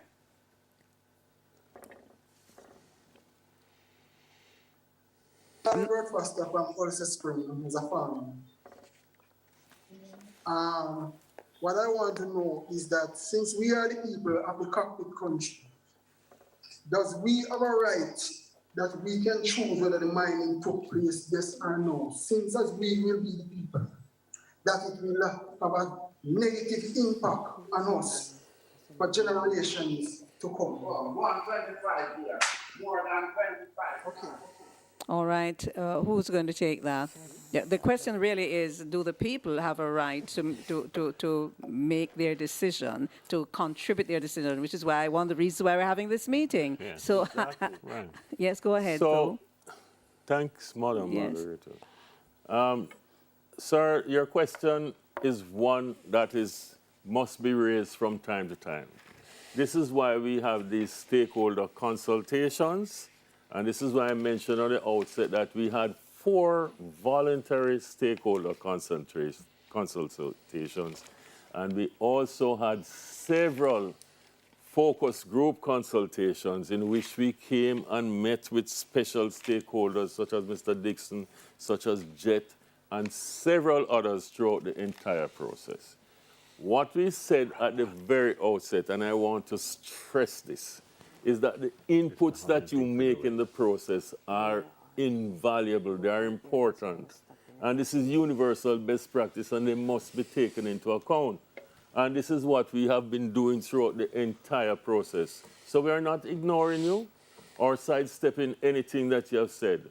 But let me just stress as well, at the very beginning, and this is documented in the greatest detail diligently in all of the documents, beginning with the executive summary of the main and final EIA report, that there is a cockpit country designated protected area, or CCPA, which was tabled in the Houses of Parliament by the Most Honorable Prime Minister Andrew Holness in 2017. Absolutely no mining of bauxite will take place in that core cockpit country area. And in addition to that, there will be no cutting of trees for yam sticks in that area. And furthermore, the Prime Minister's statement said there will be no cutting of trees for the burning of charcoal in that area and other such things. Now, we spoke about the modification to SML 173, which is in fact the subject of this evening's meeting and the reason for the second mandatory meeting. And we said that even with those things in consideration, the area has been reduced, SML 173, or clawed back by 25%, or more than some 2,000 hectares, which contains bauxite resources that are of commercial importance, but it will be left unmined in consideration of the need for conservation as we progress. And the 75% that remains, of that, only 18% will be disturbed for mining, and there are no forested reserves at all that is on that 18%. Thank you. you. So this is the way that we are dealing with this so diligently. We recognize the sensitivity and we recognize the complexity of what is involved, and we must do this professionally, present it to the public, and report back to the National Environmental and Plan Agency. And we have to do this again within 7 days after this meeting has been completed, and you will still have an additional 10 days after this meeting to submit questions to the National Environmental And Planning now is a Agency. good time for me to say that the lady who is taking everything that is being said down verbatim is Mrs. Winifred Manahan. I want to thank you for your patience and your professional services, madam. All right, we're going to a WhatsApp question from Audie Morgan, president of Cockpit Country Warriors. Since Noranda has been in operation for over 50 years and have done so much good in its mining areas, why haven't we seen any better standards of living in St. Anne and St. Catherine? Mr. Dell? Our mining operations is only one piece of several economic activity which occurs in St. Anne. And I think just for clarity, we really do not operate in St. Catherine, right? But it is one of several pieces. And I think the point has been made more than once in this presentation that economic resilience for Jamaica, for St. Anne, depends on us having more than a single industry on which we can depend, right? So if mining is the only activity in St. Anne, chances are you need other activities to ensure that the bulk of the residents in the parish can have a higher standard of living.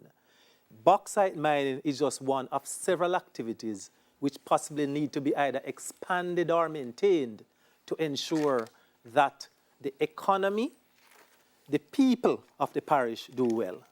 It can't be that because we say we have done good, that everybody will ultimately be impacted by the proceeds or the bauxite industry and our activities in St. Anne. Thank you. We are extending the broadcast. We should have been closing off at round about now, 7:15, but because of the challenges we experienced earlier on, we're going on till 7:30. Thank you, everyone on the panel, for your understanding. We are going back to Ulster Spring now to see if we can have another person join us with their question or comment. Good evening over in Ulster Spring. Quick question for you, Conrad and Delroy. The remaining deposits of bauxite in Jamaica are pretty much in around Cockpit Country, and there's about 30 years of bauxite deposits left. It's exhaustible. What is going to be the state of the economy when you have mined it? And we think you can't mine all of it because of issues of accessibility. So that's one question. What is the exit strategy, and what is the economic options that you will destroy in the process? Tourism as one, water as the other, and the value-added potential for yam on those places, Conrad, that you call grasslands. They are, in fact, bottomlands of critical fertility for agricultural production that has sustainability beyond the 30 years of bauxite mining. I want you to be honest this time and give me an answer to that. It's an excellent question, as usual, Mr. Dixon. And this is why, in preparing this environmental impact assessment report, we have stated from the outset, and this is carefully documented in the executive summary and elsewhere throughout the whole document, that we are dealing with a finite or non-renewable resource, which is bauxite. if we continue to mine it, it must be exhausted or end at some point in the future. On the other hand, we have renewable resources, which are our plants and animals, as we have stated in the report as well. And these genetically can reproduce themselves in perpetuity and perform the various services, natural services that they do. Now let me get back to this finite resource. It is more than 30 years. It is not in or near the cockpit country alone. The cockpit country has been excluded. Maybe, Mr. Dixon, you are not aware of it, but bauxite is also found in Portland. And I'm not saying that you'd mine bauxite in Portland, but it is there. Bauxite is found in St. Andrew, and good quality bauxite, and St. Catherine. And the early days of exploration, which was carried out by the Harvey Company, showed this and demonstrated this. But it is still finite wherever it is found. And so, what was the strategy that was developed by the governments of Jamaica over the many years? The governments of Jamaica, for as long as I can recall, have always sought to build a capital development fund, or CDF, from the proceeds primarily of bauxite. And the objective was to use those resources to diversify the economy by setting up a number of agricultural activities and light manufacturing activities that could go on long in perpetuity after the bauxite resource has been mined. I don't want to say more beyond that because it might get me into politics. But a lot of that money was used in the recurring budgets from year to year and was not applied in capital projects as was originally intended. So that's the best answer I can give you now. I think that there will be a different approach in using these funds in going forward to expand and grow the economy so that when bauxite is exhausted, we will still have sustainable sources of income from both exports and to perform import substitution in the domestic economy. I should point out, though, in leaving the question, now one of the things that rehabilitated bauxite mining has done is to enhance the food security of the nation through the various agricultural activities, and that is irrefutable.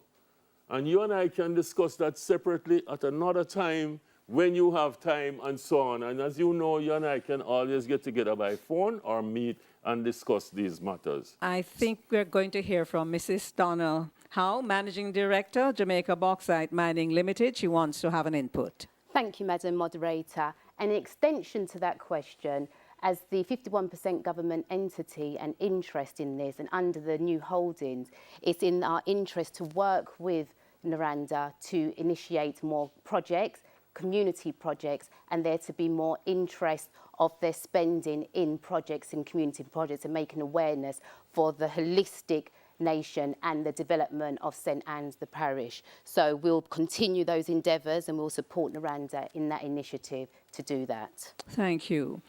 Could I ask you, Dr. Douglas, you mentioned something about haul roads in your presentation, and that after you've come out and you've completed, they go back into vegetation, grass and all of that. What if a community said to you, but you can't just fix up one of the road so we can move easily through from one community to the other? But maybe I should ask Mr. Dell. No, it's an excellent question, Madam Moderator, and you can ask Mr. Dell, who knows even more about that than I do. Well, actually, that was covered in Conrad's presentation. Yes. Yeah, but I want you to expand on it. In the EIA study, Jamaica National Heritage it was the Jamaica National Heritage Trust actually had that as a recommendation. Yes. Right?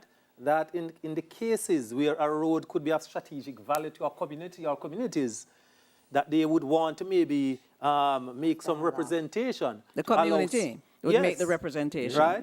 To allow some of those roads to survive, right? So they are not reclaimed, so that they can be a benefit for the public. That's right. But importantly as well, it's something which has to be discussed and some guidelines developed under the circumstances in which you do this, because has been believed that just having a whole-scale attitude to leaving roads unreclaimed, that you actually allow more activities in these areas and allow things such as degradation due to yam stick reaping and other activities which can impact the landscape and impact the communities negatively.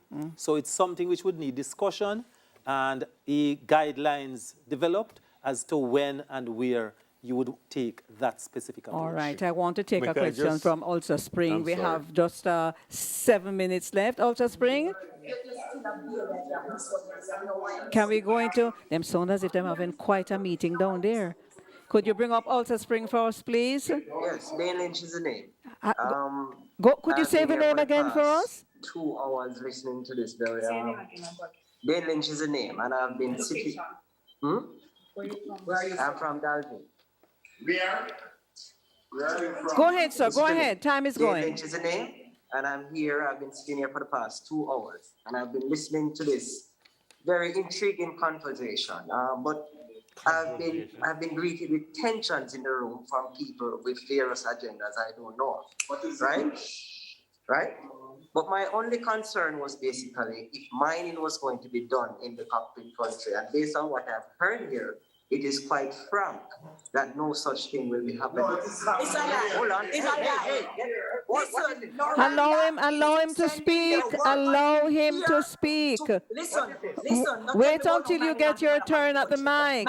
It's being done in the capital country as we speak. Mr. So if you don't understand, producer at location. We will listen to the lady, but she can't hijack the gentleman's opportunity. Producers there, I know it's a very emotional topic. I know it.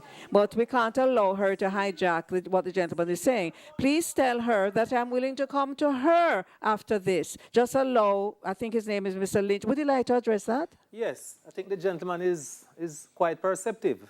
The government has declared a cockpit country protected area, and the government is the duly constituted authority of the land. SML 173 is not within the CCPA or cockpit country protected area. Let me ask. And we are not conducting any operations there presently, nor do we intend to have any operations in the CCPA once or if we were to be granted the environmental permits. SML 173 is outside of the CCPA. Also, Spring, could you get that lady who wanted to speak, but tell her, do not shout too loud, my head can't manage it, right?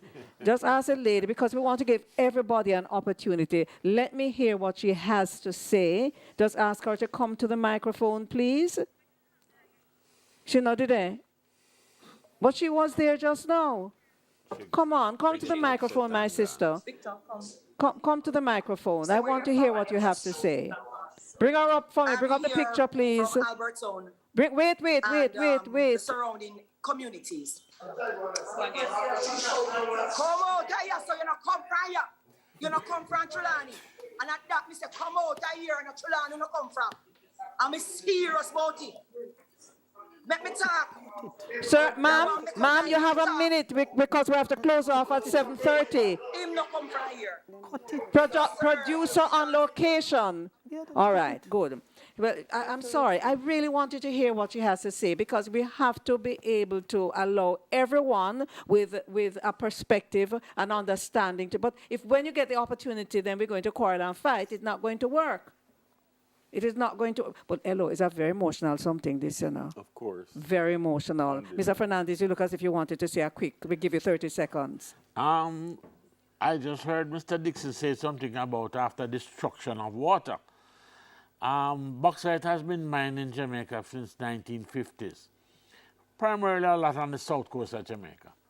And we have one of the largest wells producing water located on the south coast of Jamaica. There's been no destruction of water. And the Water Resources Authority at my time, we did upgrade our master plan.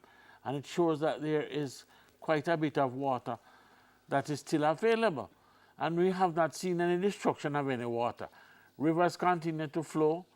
The groundwater continues to provide sources to wells that meets the demand for towns like Mandeville and Maypen, and irrigation systems across the south coast of Clarendon and St. Catherine.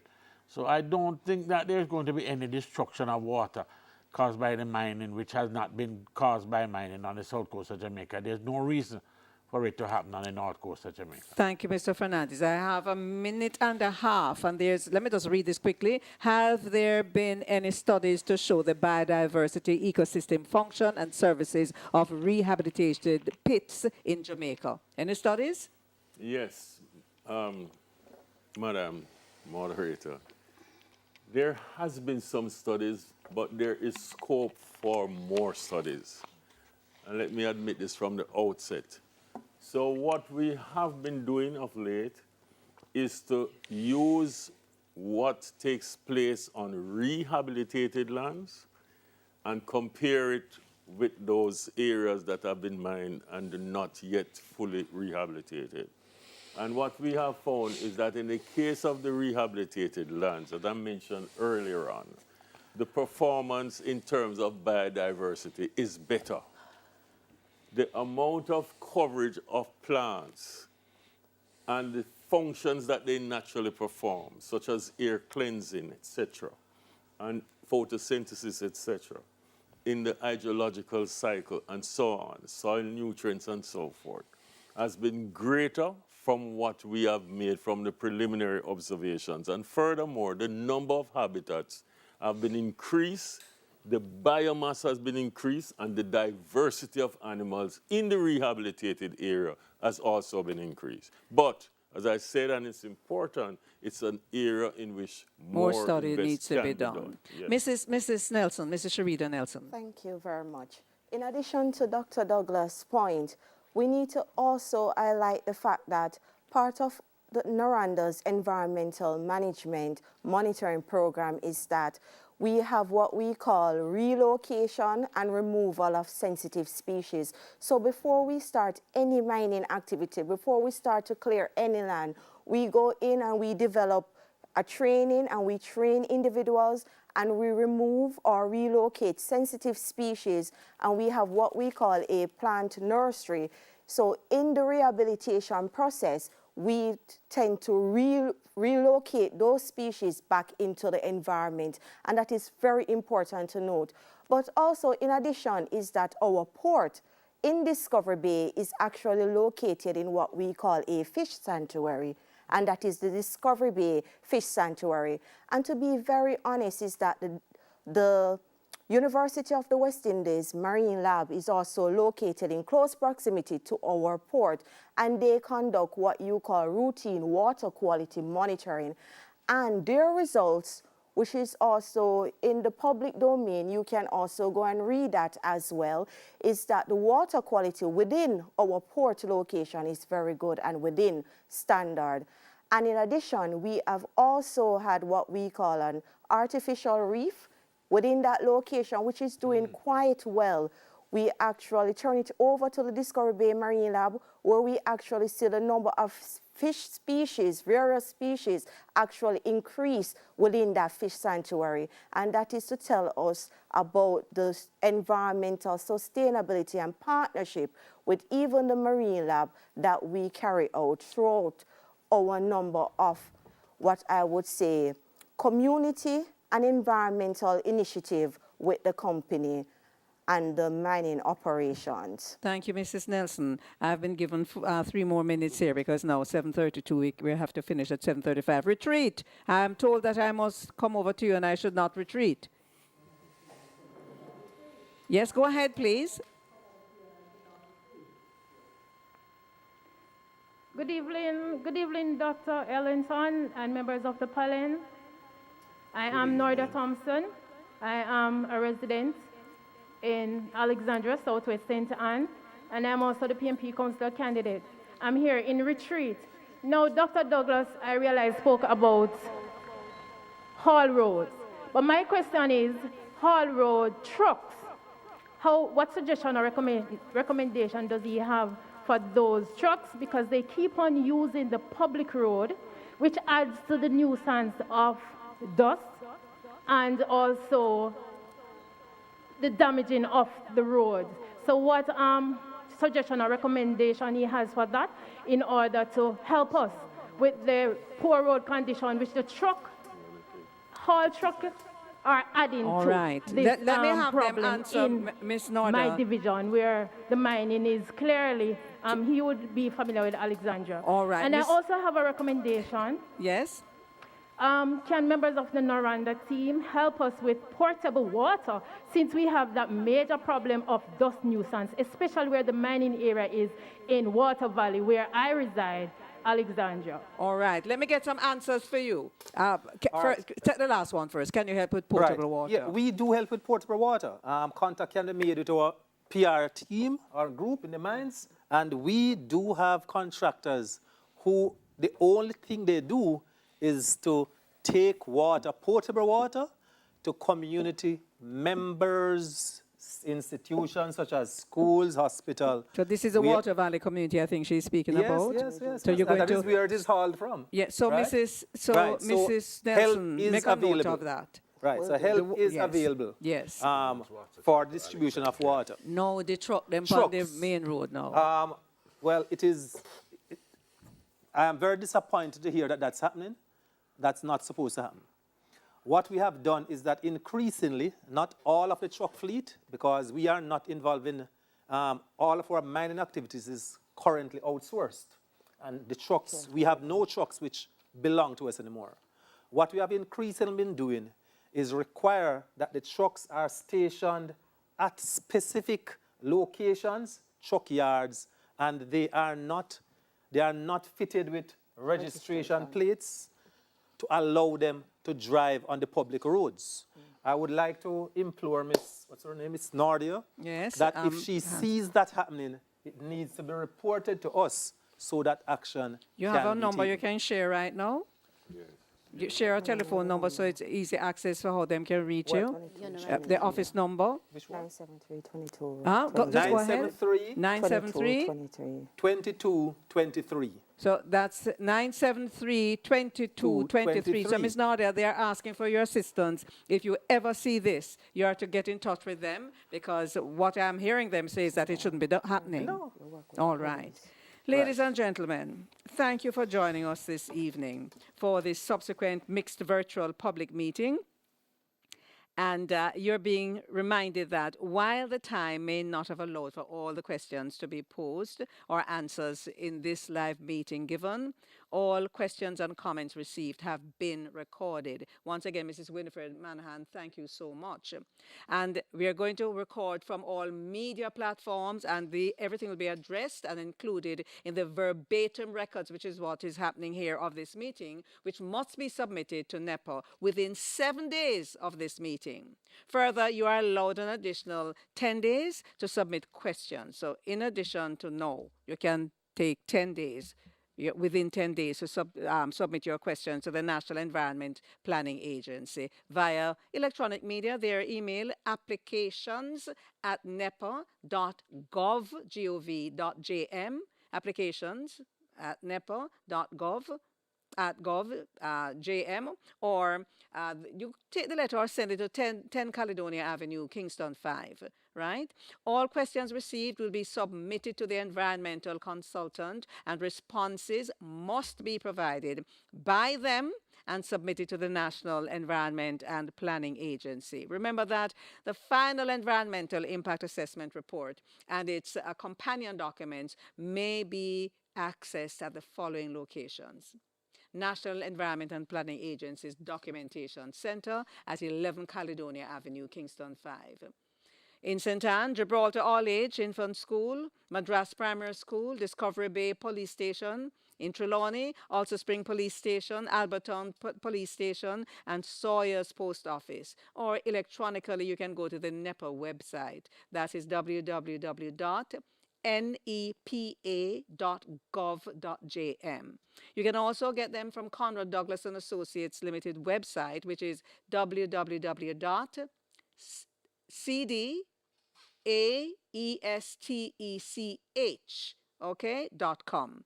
Again, I want to thank you, and if you'll allow me once more to apologize for any offensive and inappropriate material to which you may have been exposed in the earlier stages of this public meeting.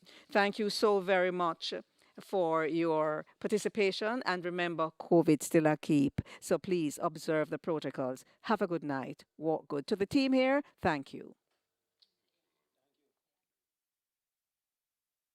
JNN and Power 106 has just presented a live broadcast from Conrad Douglas Associates Limited Public Town Hall for the subsequent second mandatory public meeting on the final environmental impact assessment for the proposed bauxite mining operations by Noranda Jamaica Bauxite Partners 2 in the Special Mining Lease 173 SML 173 area located in the parishes of St. Anne and Trelawny.